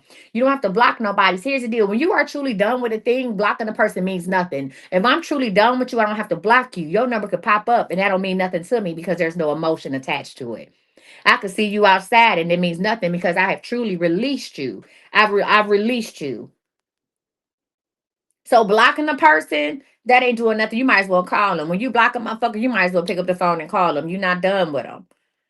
You're not done with them. Stop blocking people. Release them. Delete they shit out the phone. Release. If you got an Apple phone, if they number ain't saved, they got to leave a message who they are any goddamn way. Release them. It's okay. I don't block shit. What am I blocking you for? If I don't fuck with you, I don't fuck with you. I'm not mad at you. I don't fuck with you. And that's it. You could call my phone 27 times and I ain't going to do shit because I don't need to block you. See, blocking you. Listen, release them. That's right. When you block them, their energy is still there. Thank you. One, two, three. Release them. When you block them, their energy is still there. Don't block them. Just delete them. Because when you blocking them, you really blocking yourself from talking to them. You're not blocking them from contacting you. You blocking you. You still got feelings for them. You blocking you, right? I'm gonna say this: without discipline, desire remains a fantasy. With discipline, desire becomes embodied identity. Don't just listen. Go through your phone. You want to make time. When I was telling somebody that when I wanted to make time for somebody, I was dating. This was early in the game when I first started my businesses, right? And it was early in the game, and I wanted to, and I was like, damn. I was like, I keep meeting people like really cool people, and the shit just ain't taking off. And I realized I looked over on the other side of the bed. The other side of my bed had books in it and notebooks. And I realized I can't have a full committed relationship with him because my commitment is to my business. And then I had to make a choice. I said either I'm gonna keep having these. If I keep on, even though it's not saying like when dudes like somebody would come over, I would move the stuff off my bed. But that was my man. My brand was my man. I had to realize that. I looked over on the side of the bed and I was like, damn. My brand is my man. That's who I'm in a relationship with. Everybody else is just a side piece. So I had to ask myself, do I want to stay on this? I'm not saying it was wrong or right. And then I realized at for the moment I was on that. So then I started meeting people. I would tell them my first love is my business. Like I'm brand building right now. And I thought I was ready for something, but I'm not because everything in my life is about me and this brand, right? Even from everything about me. My whole house says me and this brand. I really don't have room. If I don't have room in my house, I don't have room in my heart. Not for nobody like that. Now I used to tell dudes, you want to be a side piece to what I got going on, you can, but understand that this brand come first. I would tell men that this brand come first. So I can't commit to certain stuff that you want me to because if I gotta do something for my business, I will. And it's up to you to make a decision. Now with that wasn't the most player shit I'd have never had. That's what it was. Cause then I realized, like, damn, I gotta start, if I want a person, I gotta start clearing some of this shit out. I gotta start making room for that person. At that time I wasn't willing to do it. So I stopped telling people, oh, I'm looking for a relationship, and then doing half-ass shit. And I realized who I was. But then when I was ready to be in a relationship, I started making room in my life, literally room in my house, room in my closet. Not saying somebody had to move in with me, but I started making room in my life, room in my schedule for love. Like right now, yes, my working hours are very much different than somebody who would be, with somebody else. If Cardinal would have married a woman who worked a 9 to 5, but don't get it twisted. Like I don't fucking do what I do. Don't get it twisted. Like I don't make time for my marriage. I make time for my marriage now. Or I make time for my marriage, period. Not now, like I did. I make time for my marriage. Like I know what days he off, so I'm off the days that he off. I make time, even if we don't do nothing but sit in the bed and look at each other. That's what we doing. I prioritize what it is. I can still have what I have, but my marriage comes first. You see what I'm saying? I do things that can I include him in my business, so that we are still working together. But that comes first. So now, I did my Valentine's Day was everything. I appreciate it. Let's talk about why you need standards. Let's talk about the function of standards. So, I'm going to tell you that standards serve three primary functions in identity formation. If you don't have your pen and paper, I need my note takers. I need three people over here on TikTok to take notes. I need at least two people to take notes on YouTube. I'm going to tell you the three primary functions that standards have in identity formation. This is why you need to adopt standards. Number one, they remove negotiation. You hear me? Standards. What's number one, boys and girls? Standards remove negotiation. What is it? Standards remove negotiation. One more time. Standards remove negotiation. Hmm? Thank you. Thank you, Dr. AJ. Somebody pin that. Standards remove negotiation. When you negotiate with yourself constantly, you weaken self trust. Every time you state an intention and fail to uphold it, your subconscious records inconsistency. When you negotiate with yourself, you will negotiate with others. When you negotiate with others, bitch, you are back to square one. You hear what I said? When you negotiate with yourself, you will negotiate with others. See, for instance, let me take yesterday. If I would have kept on answering my every time my daughter called me, if I've already told you, stop calling me to beg for money. That's the only time I hear from you. Call me when you want to talk. Don't just call me and ask me for money.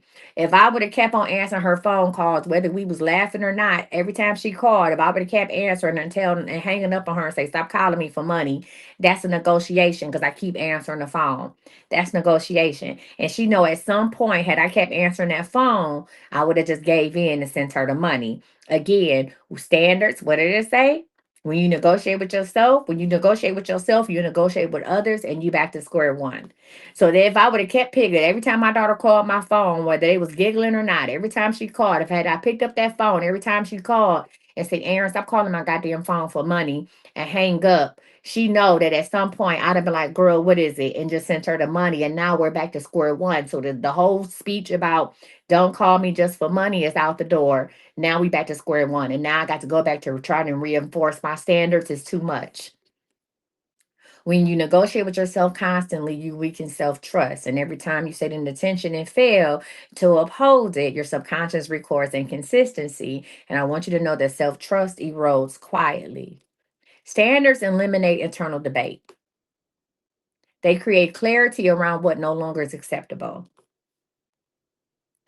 All right, that's number one. So, number one, standards remove negotiation. Y'all got that? This is the primary functions of standards and identity formation. Whatever the fuck it is you're trying to be, you need standards. Number two, standards eliminate confusion. Standards eliminate confusion. Huh? Standards eliminate confusion. If you are out here dating and you say you don't want to date a man with kids, don't date men with kids. Standards eliminate confusion. It's okay to say you don't want nobody with kids. That's okay.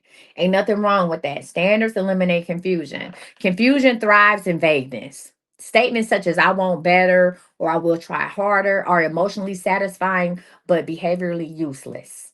Don't tell me I want better. What the fuck is I want better? Tell me what it is that you want. What is better? How do we get to better? Clear standards are observable and enforceable. For example, instead of saying, "Oh, I will manage my money better," that you don't say that. They be like, "Oh, I'm gonna manage my money better. I'm gonna get this tax money. I'm gonna do better with my money." Look at ass. I want you to say, "I will log every expense before purchasing." That's clear. That's something that we can do. That's a standard that you can be held to. Don't say, "I will manage my money better." What the fuck do that mean? Instead of saying, "I will protect my peace." You see how I rolled my eyes? Because that's how I be feeling when I talk to you. I will protect my peace. Instead of saying, "I will protect my peace," I want you to say, "I do not respond to emotionally charged messages immediately." That's protecting your peace. Don't say, "I'm going to protect my peace." Stop responding to this nigga. Stop. Don't say, "I'm gonna protect my peace," and then don't text a motherfucker, "I'm gonna protect my peace." How many of y'all done already got into it with somebody about Valentine's Day? Raise your hand. How many of y'all? Let's be honest. Let's take a clear post. How many people done already got into it about what the fuck didn't happen yesterday? I'll wait. How many of y'all done already got into it with somebody? Hmm. How many of y'all already going back and forth about some bullshit about yesterday? How many of y'all? How many of y'all? Somebody done told you what the weekend ain't over yet? How many? How has somebody told y'all what the weekend ain't over yet?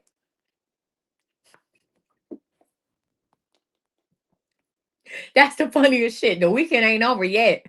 You don't know what's gonna happen. The weekend ain't over yet. Okay, Glenda. Well, congratulations. I said the people who have, not you, Glenda. Not me. Glenda, are you single? Glenda, are you single? Or are you married, Glenda? She not me. Not me, Glenda. Because as you want to answer, I said, how many people have? I wasn't talking to the people who have not.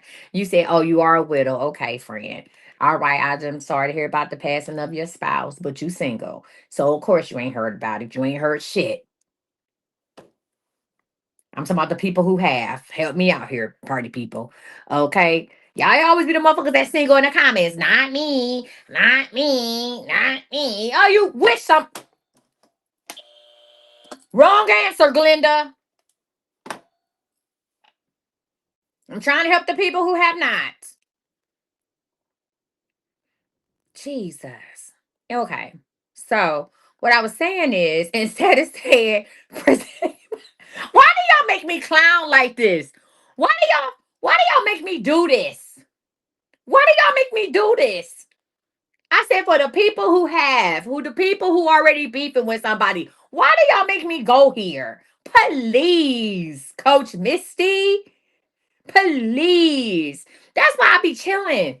I be chilling. I've been watching Meet the Pains. Like, I'm chilling. Minding my business, drinking my little ghetto lemon water. Please, Carisha. Hmm. Okay, I'm trying to be on my holy journey. I got on my fucking abaya. What else do y'all want from me? God damn. Okay, I wear my fucking pendant on Sundays. I don't know if nobody even realized it's a theme going on Sundays now. Damn, I'm trying to come to y'all soft and shit. You understand what I'm saying? I'm trying not to come on here with a money making Mitch t-shirt on, right? I'm trying to come on here soft. You know what I'm saying? Got my bio on and shit. I'm feeling godly. You okay? I got my chains tucked in. God damn. And then here y'all come. Not me, not me, not me. God damn, I ain't wore glasses, bitch. I'm gonna let you see the shape of my eyes. God damn. Okay. Damn, I'm in my Josephine Baker era. Okay. I got on, you know what I'm saying? I done oiled up my ankles and shit. And then I can't even come on here with that. I'm trying to tell y'all how three ways that standards are going to help you form your identity. And I'm trying to talk to the hoes that got into it with somebody about Valentine's Day, and y'all single motherfuckers, not me. We know not you. It was you and Christ. You like my daughter. Talking about that's been her man for 6 years. On Valentine's Day, the only dude she had was Jesus Christ. Shit. I'm trying to help the hoes that need help. Not me. I'm gonna get that shit on the t-shirt. Not me. Looking at it. I want you to know that clarity removes loopholes. I'm back. Clarity removes loopholes, right? Let's talk about number three. Standards reveal identity instantly. Listen, this is why you need standards. Standards reveal identity instantly. Identity is not what you claim publicly, it is what you enforce privately. Let's talk about it. Listen to what I said. Identity is not what you claim publicly, it is what you enforce privately. Huh? If you say you value your time but repeatedly overextend yourself, your standard is accessibility, not time protection. If you say you value it being exclusive but grant emotional access without evaluation, then your standard is validation seeking. You can say one thing, but what are you doing behind closed doors? You like it was a two-piece, friend. I had that on Friday night. It was a two-piece. Hmm? Standards expose truth about people, and truth creates freedom. Standards expose truth and truth create freedom. But listen, once you see real standards, you can consciously elevate them. So real quick, the 1 through 3, this is why you need standards. Okay. Number one, bitch, they remove negotiation. When you stand on something, you stand on something. I'm not negotiating with shit. Listen, I'm not negotiating with shit. Huh? I said what I said. I don't go the certain shit I just don't negotiate about. Okay. Okay, that's number two. Standards eliminate confusion. If this is who I am, this is who I am. This is what I said, this is what I said. I'm not gonna negotiate about it. I ain't gonna go back and forth with you about it. It's real black and white with me. That's number two, right? Okay. Number three is standards reveal identity instantly. You be like, oh, she ain't nothing. Don't fuck with her. Hey, bitch, if you stand on what you stand on, people know not to fuck with you. Okay? Standards reveal identity instantly. That man at the Netflix house yesterday realized I stood on business instantly. The man that was checking people in and was trying to tell us to crowd into this little space. When I turned, I don't even think I looked at that man. And he was like, I need you. He was like, when the man told me, it's a little space over here. Can you scoot up? And I told him, I said, COVID is real. I didn't even look at him. And these other people looked at me. And I don't know, somebody said something about COVID. I said, mm-mm. I did this. Mm-mm. He went the fuck on. He walked away. Standards. I'm saying no business. I said what I said. I don't fuck what you talking about. Mm-mm. Leave me the fuck alone, sir. I've been standing in this line for 40 minutes. Fuck out my face. Okay? Standards. Listen, it's certain people you know not to play with. It's certain motherfuckers you know not to play with. I said, mm-mm. I'm not about to go back and forth with you. I said what I said. I'm not going to tell you why I don't want to be in a crowded space with people. I'm not going to tell you why I'm not going to walk up on these people's backs. I don't give a fuck what you talking about. I said what I said. Mm-mm. People don't play with you. Nah, other people he was going back and forth with. Mm-mm. And it's not Card. It's not because Cardinal was. I don't even think Cardinal was right there. It wasn't about she had her husband with her. It was me. Mm-mm. God, no. When you stand on business, listen, I ain't about to go into it. Juneteenth, a couple years ago, baby, I had to stand on business. I had to stand on business with about 10 people in the parking garage at the loft. It was me versus, what's that, 15, 20 versus one bullshit? Well, it was about me versus 10, 12 motherfuckers in the parking lot, and I was by myself. But I stood on business. It was me, a sports bra, a fanny pack, and my Glock. Okay, never mind. Moving on. Business. Stood on business. By myself. I am not to be fucked with. Business standards reveal that. Hmm? Kai said, if you ever see her with a sports bra, listen, if something happened and she showed up with a sports bra, a fanny pack, and some biker shorts, run. Listen, once you see your real standards, you can consciously elevate them. Okay. Now, we almost done, y'all. I'm gonna talk about how to go from being a dreamer to a builder. Come on, y'all still with me? Okay. From a dreamer, listen, don't fuck with me when I got my fanny pack on. I'm with the shits. You see that fanny pack? Get the fuck on. The fanny pack says everything you need to know. Get the fuck on. When I got that fanny pack on, the fuck on. Huh? the other way. Business, the other way. Get the fuck on. Hmm? They said you gangster for real, for real. I don't call it gangster. I'm just about my. I don't play. I joke, but I don't play. I tell people that all the time. I joke, but I don't play. I remember early in the game when I first started online, doing these lives. I remember it was a chick in Atlanta that was talking cash money shit. So we blocked her online. Then she started talking shit on my phone. And I was like, you do know that when you order shit from me, I get your address, right? You do know that when you buy shit, it asks you, you gotta put in an address, right? And I told her, I said, I don't do all that. I don't do all that yappity yap yap yap. Bitch, I'll be in your city. Are you well? I'll be in your city. And sure enough, I had a meeting in Atlanta and I called her. I'm here. She blocked me. Bitch, I'm here. I'm here. Where you want to meet at? I'm here. What we doing? Huh? Listen, you talking to a person that watched too much fucking Kill. I done watched all them Kill Bill movies. Bitch, what are we doing? I'm here. Because you had a lot of motherfucking mouth. I'm here. And it wasn't like no weeks or months. No, I'm here. Bitch, I'll be doing. Hold on, ho. Okay. Bitch, are you well? Is you crazy? Okay. Stand on straight, I stand on square business all the time. No, I'm not confrontational. No, I'm not an angry black woman. I am who the fuck I am, and I stand on business every day. When it come to me, when it come to me and my name, I stand on business every day in every way. All right, y'all. Let's talk about how many people want to be a builder. How many people are dreamers? Put in the comments if you are a dreamer or you are a builder. Put a D or a B. Are you a dreamer or are you a builder? Are you? And then don't people like that's how everybody should be. Everybody ain't like that. Are you a dreamer or you're a builder? Okay, I see some D's and some B's. Are you a D? Are you a dreamer or you're a builder?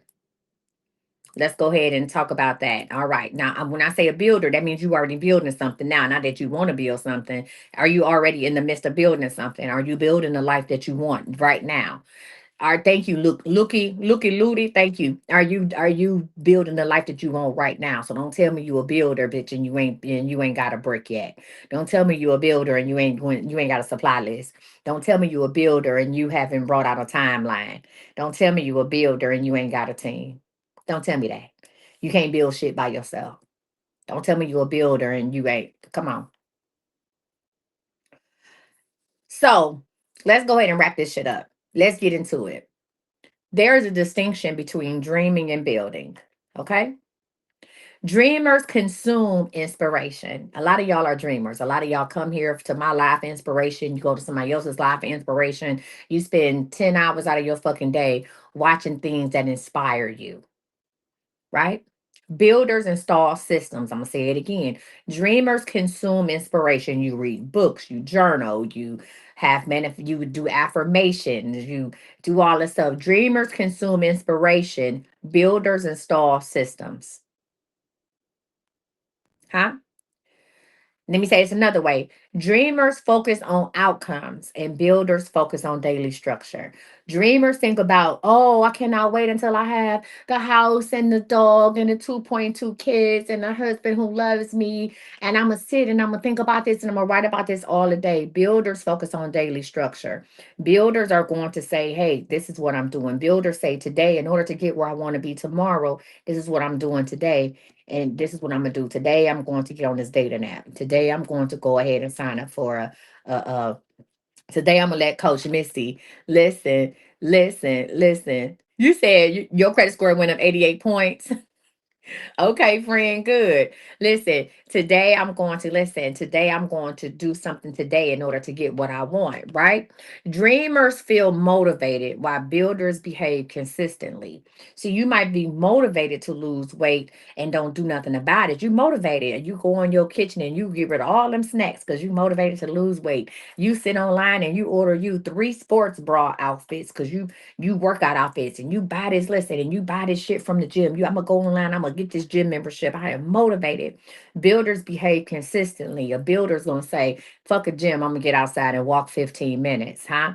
Listen, a builder gonna say, fuck having waiting for that cute outfit to come. I'm gonna put on these baggy sweatpants and this t-shirt, and I'm gonna go out here and do whatever I'm doing. Builders behave consistently. Listen, they shift from a dreamer to a listen, the shift from a dreamer to a builder requires emotional maturity. It requires accepting that your current results reflect your current standards. If you are currently 100 pounds overweight, that means your standard, bitch, you like to eat when you're emotional. That means you don't care about what you put in your body. That means you might have some underlying issues about why you're doing it. That means you don't go a fuck about your health. I can tell you that because I was one. So when I was 150 pounds overweight, damn near 200 pounds over, well, I ain't gonna say 200 pounds because 155 is crazy. But when I was almost 400 pounds, that was because of my current standards. I don't give a fuck what I was motivated to do. My current standard said, well, when I eat, I wasn't eating bullshit either. I was eating good. I was eating good. Okay. I was the only bitch that was platinum on Uber Eats. That's when they had the levels. I was platinum. I was ordering whole dinners. I wasn't eating bullshit. McDonald's, absolutely not. I was eating steak and surf and turf and all kind of shit. But guess what? I was emotionally eating that energy that I was giving up with doing these readings. I wasn't replenishing. I didn't have nobody to pour back into me. So I was emotionally eating. And instead of finding another way to do something with that energy void, I started eating all the time. And I put on all this weight in a quick amount of time. That was because of my current standards. I don't give a fuck what I was thinking. I don't care what was on my to-do list. I don't care what I wanted to do, is what I was actually doing, my behaviors, right? And I want you to know that that is not your potential. That is not your intention. That is not your trauma history. It is your standards. That's it. That's all. It's your standards. When I used to work in insurance and I would make a whole lot of money for a week or whatever the case may be, when I would make over $8,000, $9,000 a month working insurance, I would go and I would eat what the fuck I wanted to eat. That was my standard. That's what I chose to do. So if that meant getting a 3 pound lobster and pasta, I would go ahead and do that and go eat by my motherfucking self because most of my friends couldn't afford to eat with me and I was tired of buying the bitches meals. That was my standard at the time. And because of my standard, I end up gaining all this motherfucking weight. You can't just keep eating 3 pound lobsters with butter and pasta and all this bullshit because you had a $2,000 week or $3,000 week or whatever the case may be. You can't keep doing shit like that. Okay. Listen, and this realization, it can be confronting. It can be a problem. Listen, but it is empowering when you realize that you are where you are because this is what the fuck you decided. Yeah, you are where you are. Bitch, if you broke, you decided to be broke. If you fat, you decided to be fat. Yeah, absolutely. If you single, you decide to be single. Bitch, if you getting played, you decided to get played. Huh? If you number two or number three in his life, that's what you decided. Everything, every point in your life of where you are is because of the decision that you fucking made. And I need y'all to realize that. It's not because he won't leave. It's not because that's your children's father and you're doing what's best for the children. It's not because you got a thyroid issue. Bitch, you like to eat. You like his dumb ass. People don't use you. You allow yourself to be used. Nobody's manipulating you. You allow this bullshit. This is a decision. This is the decision. Your children use you because you allow it. Huh? Your friends use you because you allow it. Here's the deal. I don't want you to feel down about yourself. I want you to feel empowered by what I'm saying. I want you to understand, like, okay, you know what? I want you to take accountability and responsibility and be like, I am where I am because of the decisions that I made. And here's the great part. Just like you made that decision to be there, you can make a decision to be somewhere else. We're going from dreaming to building because standards are adjustable. Standards are adjustable. You can make something else. Listen, when you raise your standards, your behavior adjusts. Again, when you raise your standards, your behavior adjusts. When your behavior adjusts, your identity shifts. Right? When you raise your standards and stop dealing with no nothing ass niggas, then guess what? You start feeling better. Your behavior adjusts. You stop dealing with no nothing ass niggas. It's a certain type of people you just stop talking to. So when you raise your standards, when you sit on your couch and say, you know what, this is the last Valentine's Day I'm gonna be single.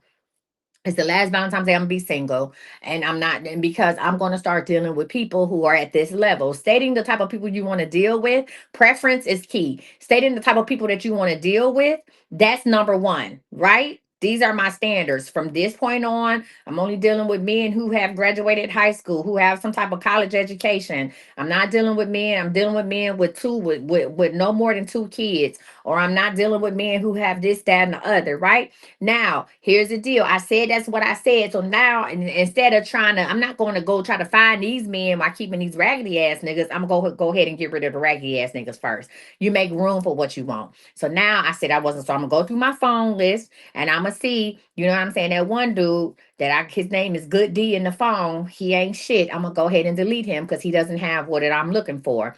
This next dude that I know got 6 baby mamas, I'm going to go ahead and delete him because that ain't what I'm looking for. This other person that has blah blah blah, I'm gonna go ahead and delete them because that's not what I'm looking for. Instead of, so what we do is we say what we want and we go out and try to find it while we still have the old people in the background because we afraid of being alone. And the new people, we might find what we want, but if your attention, you can't have your attention over here on the old and try to focus on the new, because the new gonna know that somewhere like something ain't adding up. The new person gonna be like, hey, I ain't got your full attention. And when they find out you still fucking with Pookie and them, they're gonna be like, oh no, I'm cool. I'm gonna go ahead and walk away because obviously I ain't what you like. And now you back with Pookie. So you gotta get rid of Pookie and them. Okay, you got to get rid of Pookie and them to go ahead and let the new one come in, right? Okay, so now your behavior will adjust. And when your behavior adjusts, then your identity shifts, right? You don't see yourself as playing phone tag with nobody. You see yourself as being loved correctly, somebody checking in on you.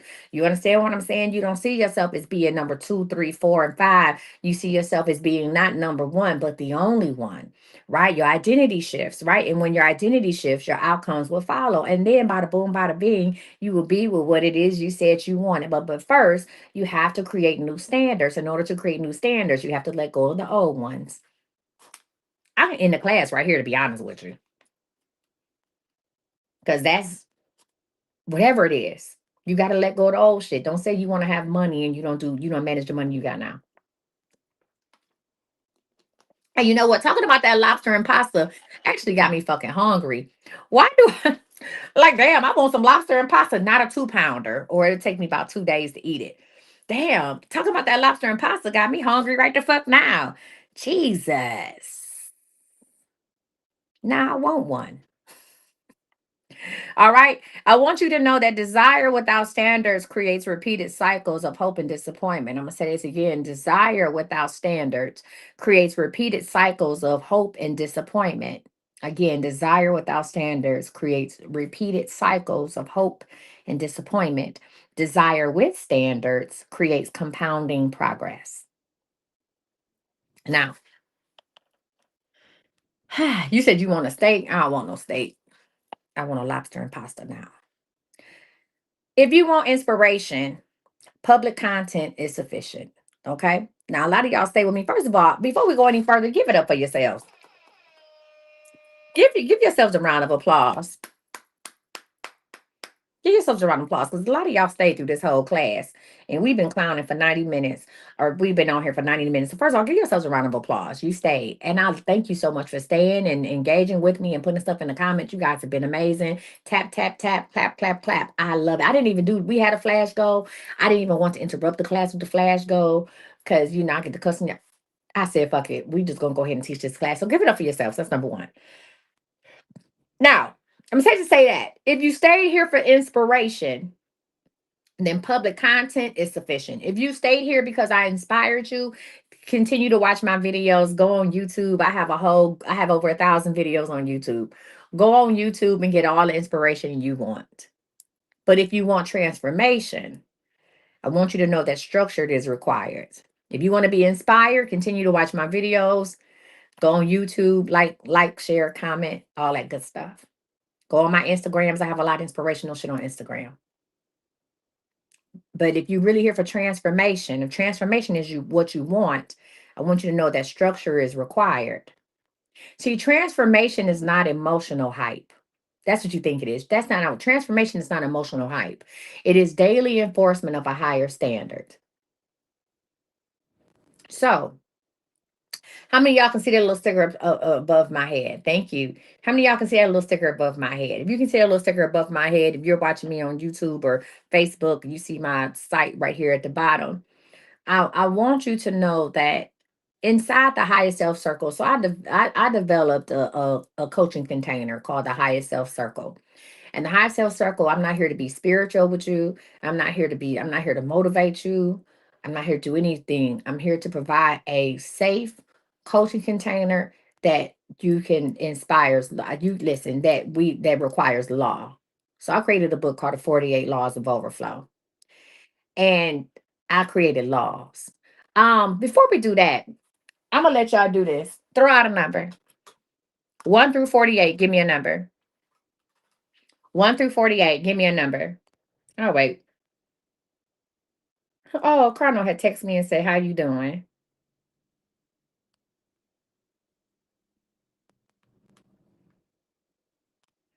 22. All right.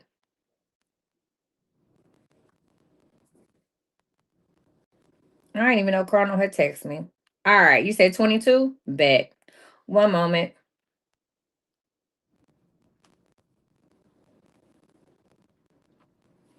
So we're gonna go to law 22.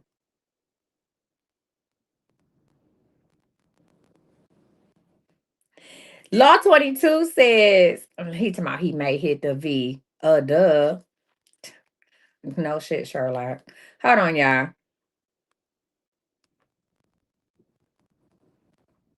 He talking about he may hit the V. Who did he think he was playing? Who? Like I didn't know that. Police. All right. Law 22 says expectation without communication is self-sabotage. Expectation without self-communication is sabotage. So hold on, y'all got to give me a minute to go to Law 22. Let me see. If you downloaded the book, if you downloaded this off my site, or if you are in the higher self circle, Law 22 is going to start on page Law 22 is going to start on page 262.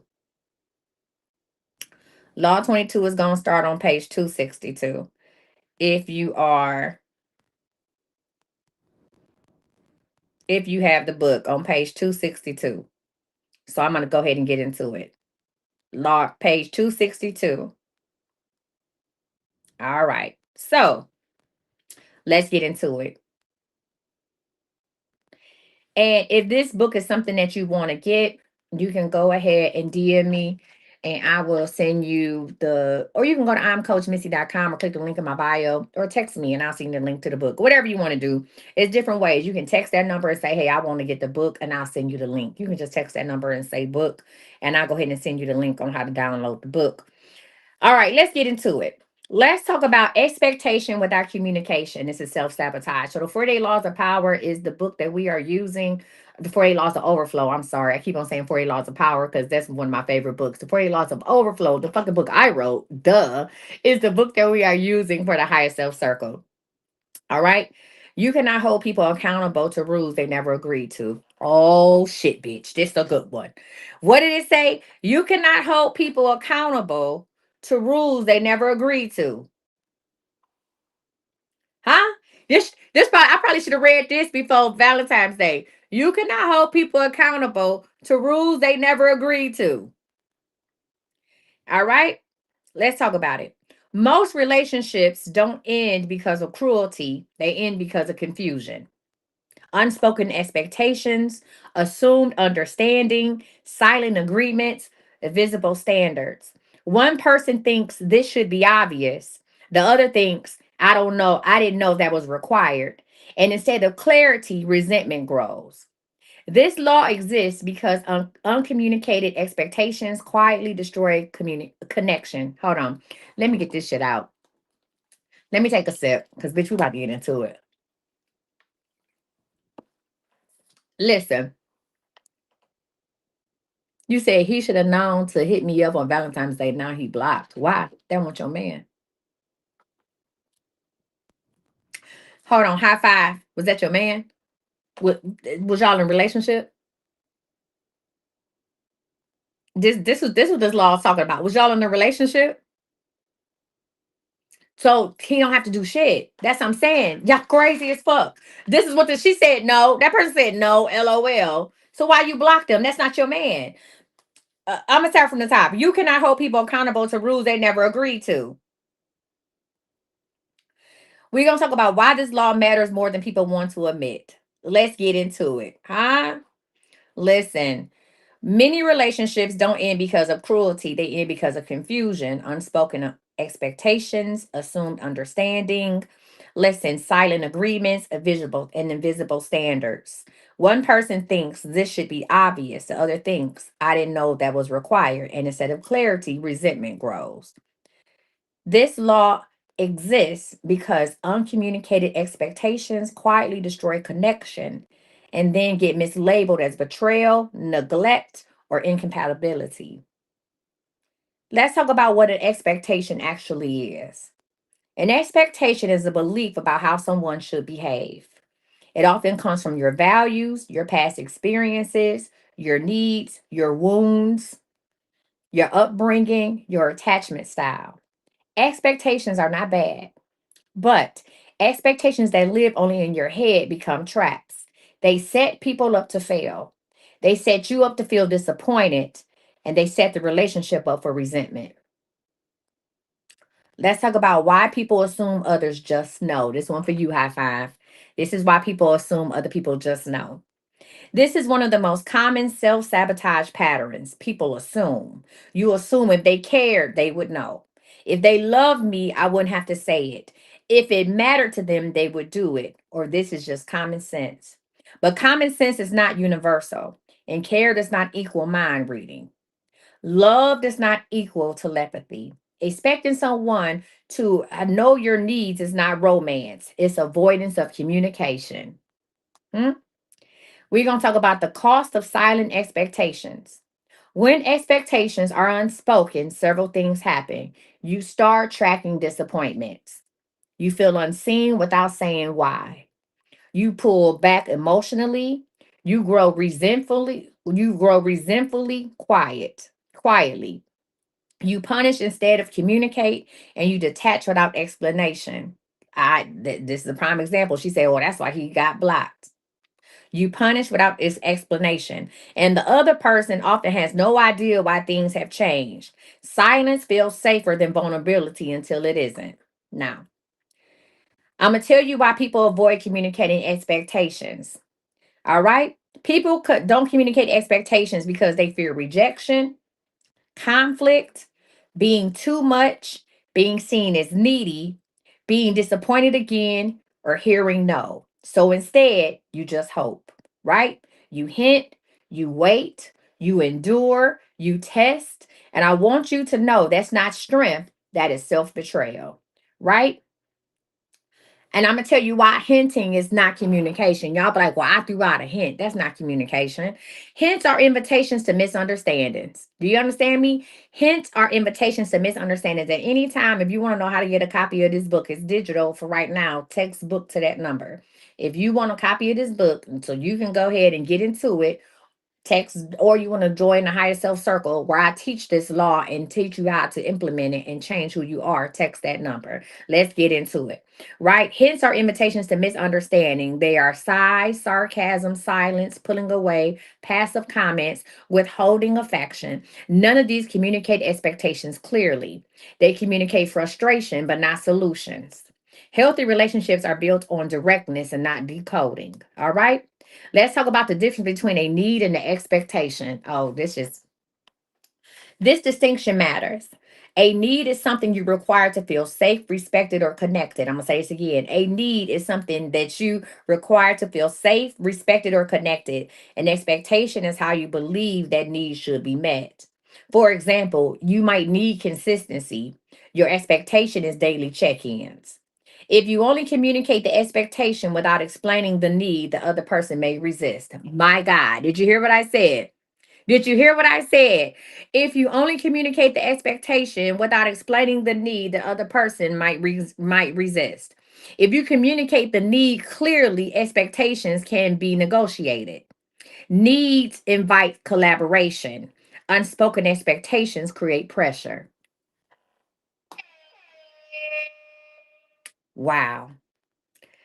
Let's talk about why resentment is a signal, not a character flaw. Resentment does not mean that you are bitter.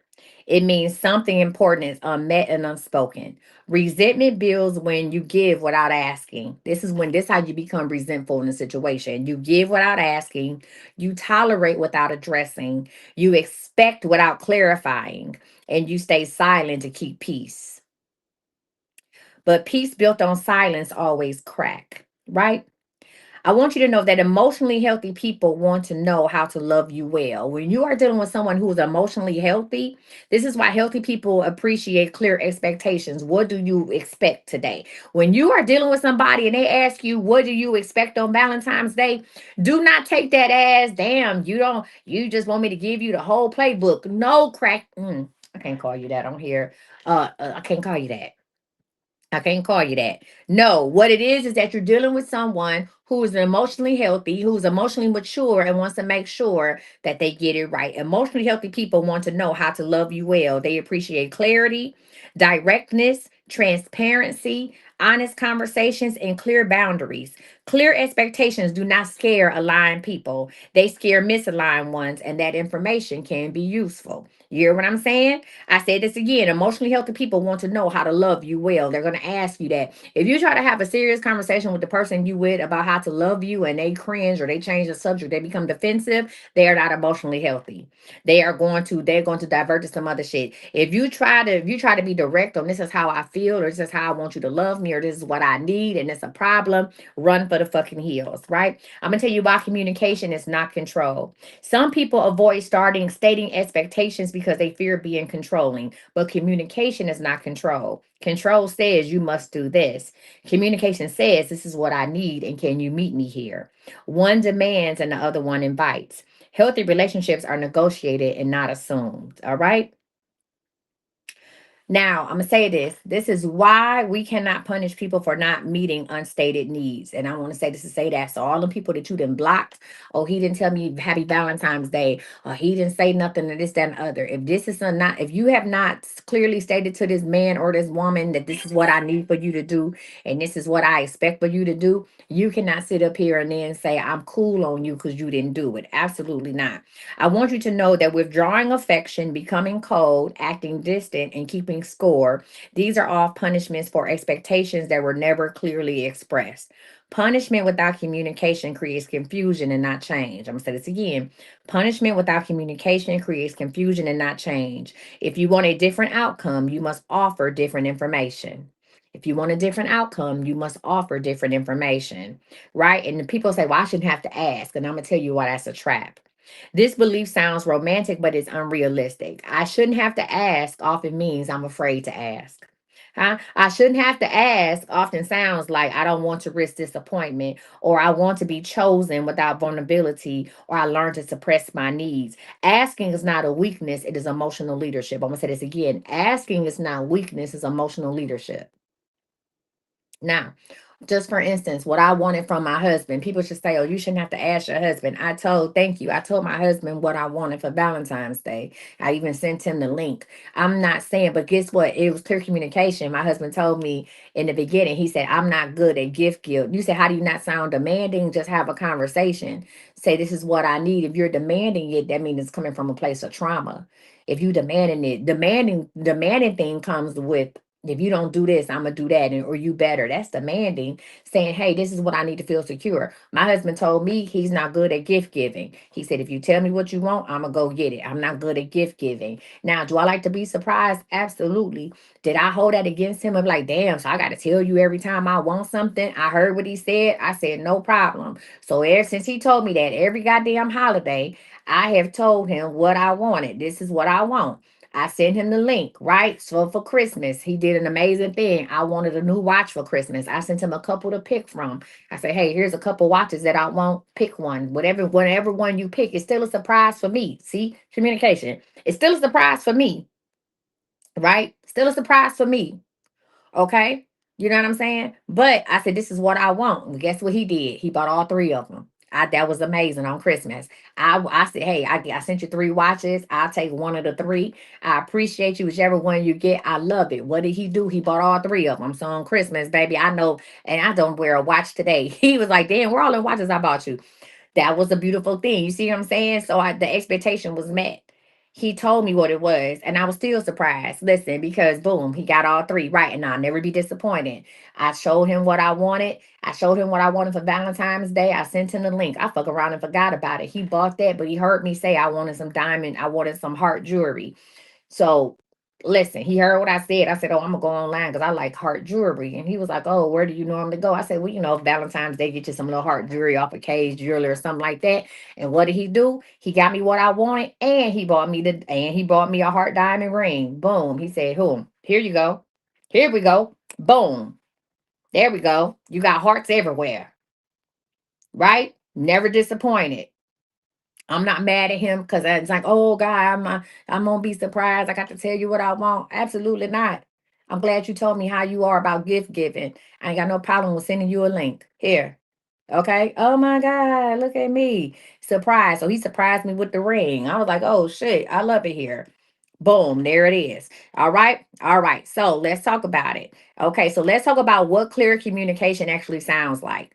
Clear communication is calm and not charged. This is how you sound. This is how it doesn't sound demanding. It's clear and not charged. It sounds like what helps me feel connected is blank, or I need clarity around this, or this is important to me because, or can we talk about expectations, right? I told my husband, I said, we need to have a business meeting. We need to talk about expectations. Like what are you expecting for 2026? Right? You know what I'm saying? I said you've been very giving of your time. You planned all your vacations to work around shit that I needed to do or I wanted to do. What expectations do you have of me? I said I'm at home every day. I told him, I said, nah, what I'm not as a housewife. I'm not a housewife, but I am at home every day. So what expectations do you have? Right? I used to cook, now I really ain't cooking. Like what do you expect of me? And that's okay. But that means that I'm emotionally mature to handle what he's going to say. And he can tell me, well, I expect to have dinner at least twice a week. Okay, cool.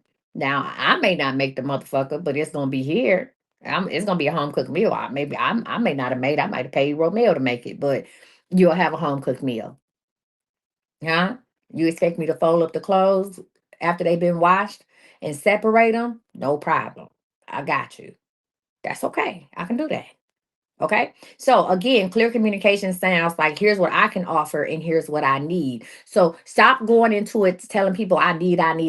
What can you offer somebody? And I ain't talking about what you bring to the table. I'm not talking about that. I'm talking about clear communication, asking what their needs are too. All right. So listen, there's no blame, there's no accusation, it's just truth. Okay. So when you communicate expectations clearly, I'm gonna tell you one or two things are going to happen, right? You said what was the first example? It says what helps me feel connected is blank, or I need clarity around this, or this is important to me because, or can we talk about expectations? Okay.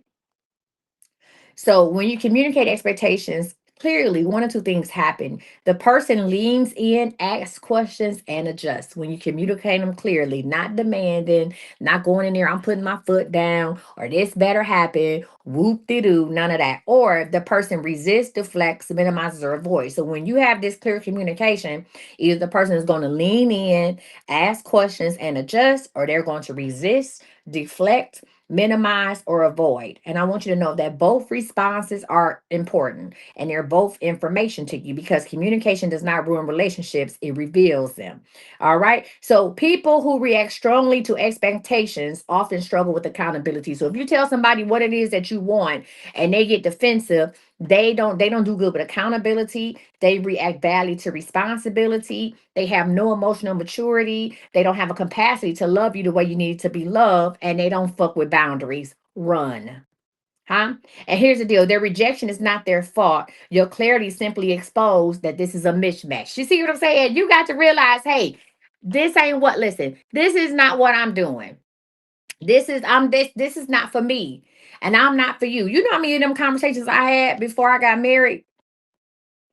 Hey, it's okay. I'm not the person for you. That was my favorite conversation. When I would talk to a person with clear communication and say, hey, this is what I need, or this is what I desire, and this is what I'm willing to give. And I would be fought with what a whole bunch of that. guess what? I'm not the person for you, and that's okay. And I would say that shit with a smile, not being cynical, not being an asshole, but I was dead ass. Like, I'm just not the person for you, and that's okay. And I'm going to release you back into the wild to find the person for you. It's just not me, right? Because what I'm asking for and what I'm willing to give doesn't fit your picture, doesn't make you a bad person, doesn't make me better or you worse. None of that. It's just not a match. And that's okay. Stop trying to make people fit into your shit. Stop trying to make people fit into whatever it is that you got going on. Bitch, you gonna tire yourself out, ho. You gonna lose weight. You gonna lose your motherfucking edges trying to make a nigga fit into your shit. Okay? That's why my edges, okay, my edges is strong. My baby hair, this shit, well, this shit is auntie hair. That shit long and strong. You know why? Because I don't try to put people into my shit. This ain't a good match, and it's okay. It's okay. It might be 30 days in. This not a good match. I'm okay. It might be 6 months in. Maybe we didn't have clear communication. Maybe we just been, I can't say that. Somebody's child might be watching. Maybe we just been doing the do and it's been feeling good. But now I want something more and you're not ready for it. Guess what? It's okay. That's all right. Thank you for the time. Thank you for the experience. I'm going to go about my goddamn business and find something else to do. And that's okay. Right? All right. So listen, let's talk about it. So there is a shadow that blocks this law. We are reading from law. What law are we at? We were reading from law number 22 in the book. And it's a shadow that blocks this law. Law 22 is expectation without communication is self-sabotage. Okay. Now I'm going to talk about the law that breaks this. Hold on. I was on page 269. So here's the deal. The reason why a lot of us don't clearly talk about our expectations is because we fear being too much. There's a shadow of I don't want to be too much. I don't want to say too much. I don't want them to think I need too much. So the fear of being too much. This shadow whispers, I don't want to ask for too much, or I don't want to scare them away, or I don't want to be seen needy, or I just want to be grateful. But minimizing your needs doesn't create love, it creates resentment, and you are allowed to take up space honestly.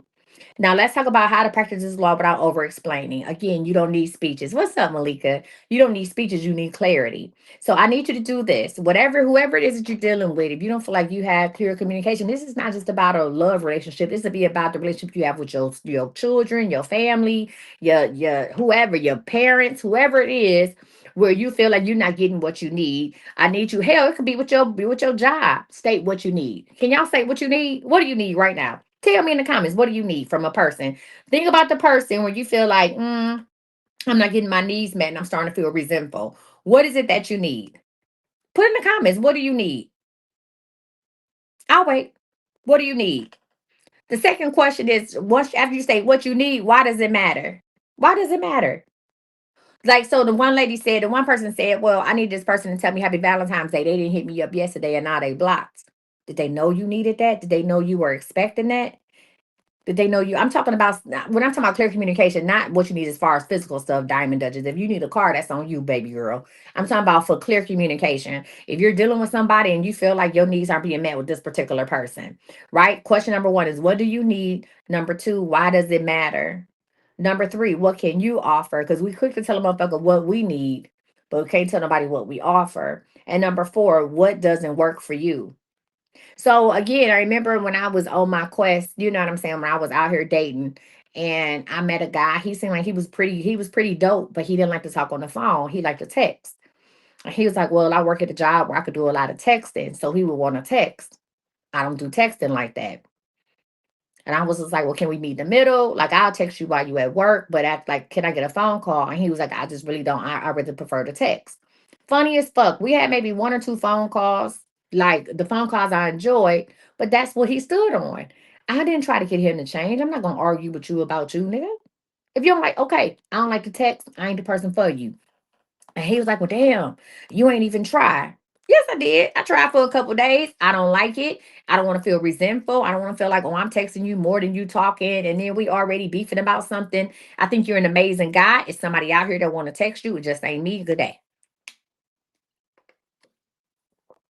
Gracefully Rebuilt says, I want emotional safety. What is emotional safety? You need to be, and when you tell people what it is that you want, you have to be clear and concise about what it is. Emotional safety could be a whole array of things. What is it? Don't just tell me emotional safety. Tell me what is emotional safety to you. Tell me what it is that you want. right? You have to define it, right? So let me tell you what happens when you stop self sabotaging. When you start communicating your expectations, resentment decreases. Right? You don't be mad about nothing. You stop being resentful. Confusion clears up. When you say what it is that you want, and whether that person leans in and asks you more questions, if they do this and clam up, they can't give you what they want. They just don't know how to tell you. Walk the fuck away. It ain't for you. All right. Listen, when you communicate your expectations, your anxiety level will drop, trust will build, and your self-respect strengthens because you are able to walk away from shit that doesn't align with what it is that you're looking for. You stop guessing, you stop hoping, you stop testing, and you start choosing. All right. Now, in the book, there is an activation ritual so called saying it out loud. I'm gonna let you all read that for your pleasure. And then there's the overflow practice. So over the next 7 days, when disappointment, thank you, when disappointment arises, I want you to ask over the next 7 days when you get disappointed, if disappointment comes your way, when you're dealing with somebody else, I want you to ask yourself before you cut up and act a fucking fool, ask yourself, did I communicate these expectations clearly? When your kids get on your motherfucking nerves, did I communicate what I wanted clearly? Right? When your boss say some stupid shit or you ask for something and get denied, did I communicate my expectations clearly? When that dude hit you up tomorrow,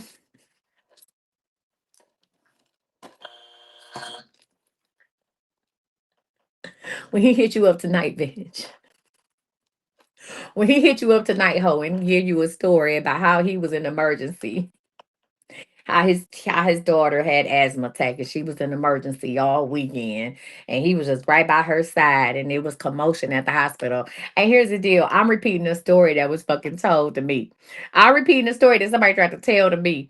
I'm repeating something that somebody tried to tell me one year. Or how, thank you, Kay, or how his mama was sick. How his mama fell out the bed Friday night and he been with his mama all weekend. When he called you today, it is 9:47 here in the great state of Texas. It is 10:47 on the East Coast and 7:47 on the West Coast. When he call you today, bitch, before midnight, with some gargantuous ass story, not his sister fell down the steps.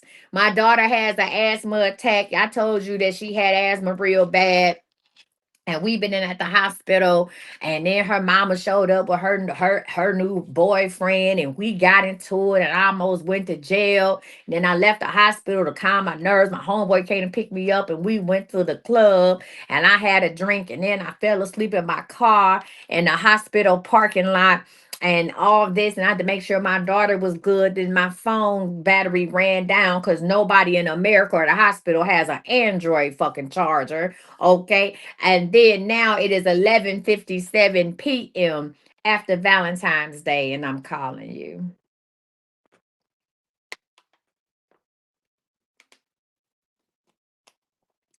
Because I said to myself, I know she gonna be mad.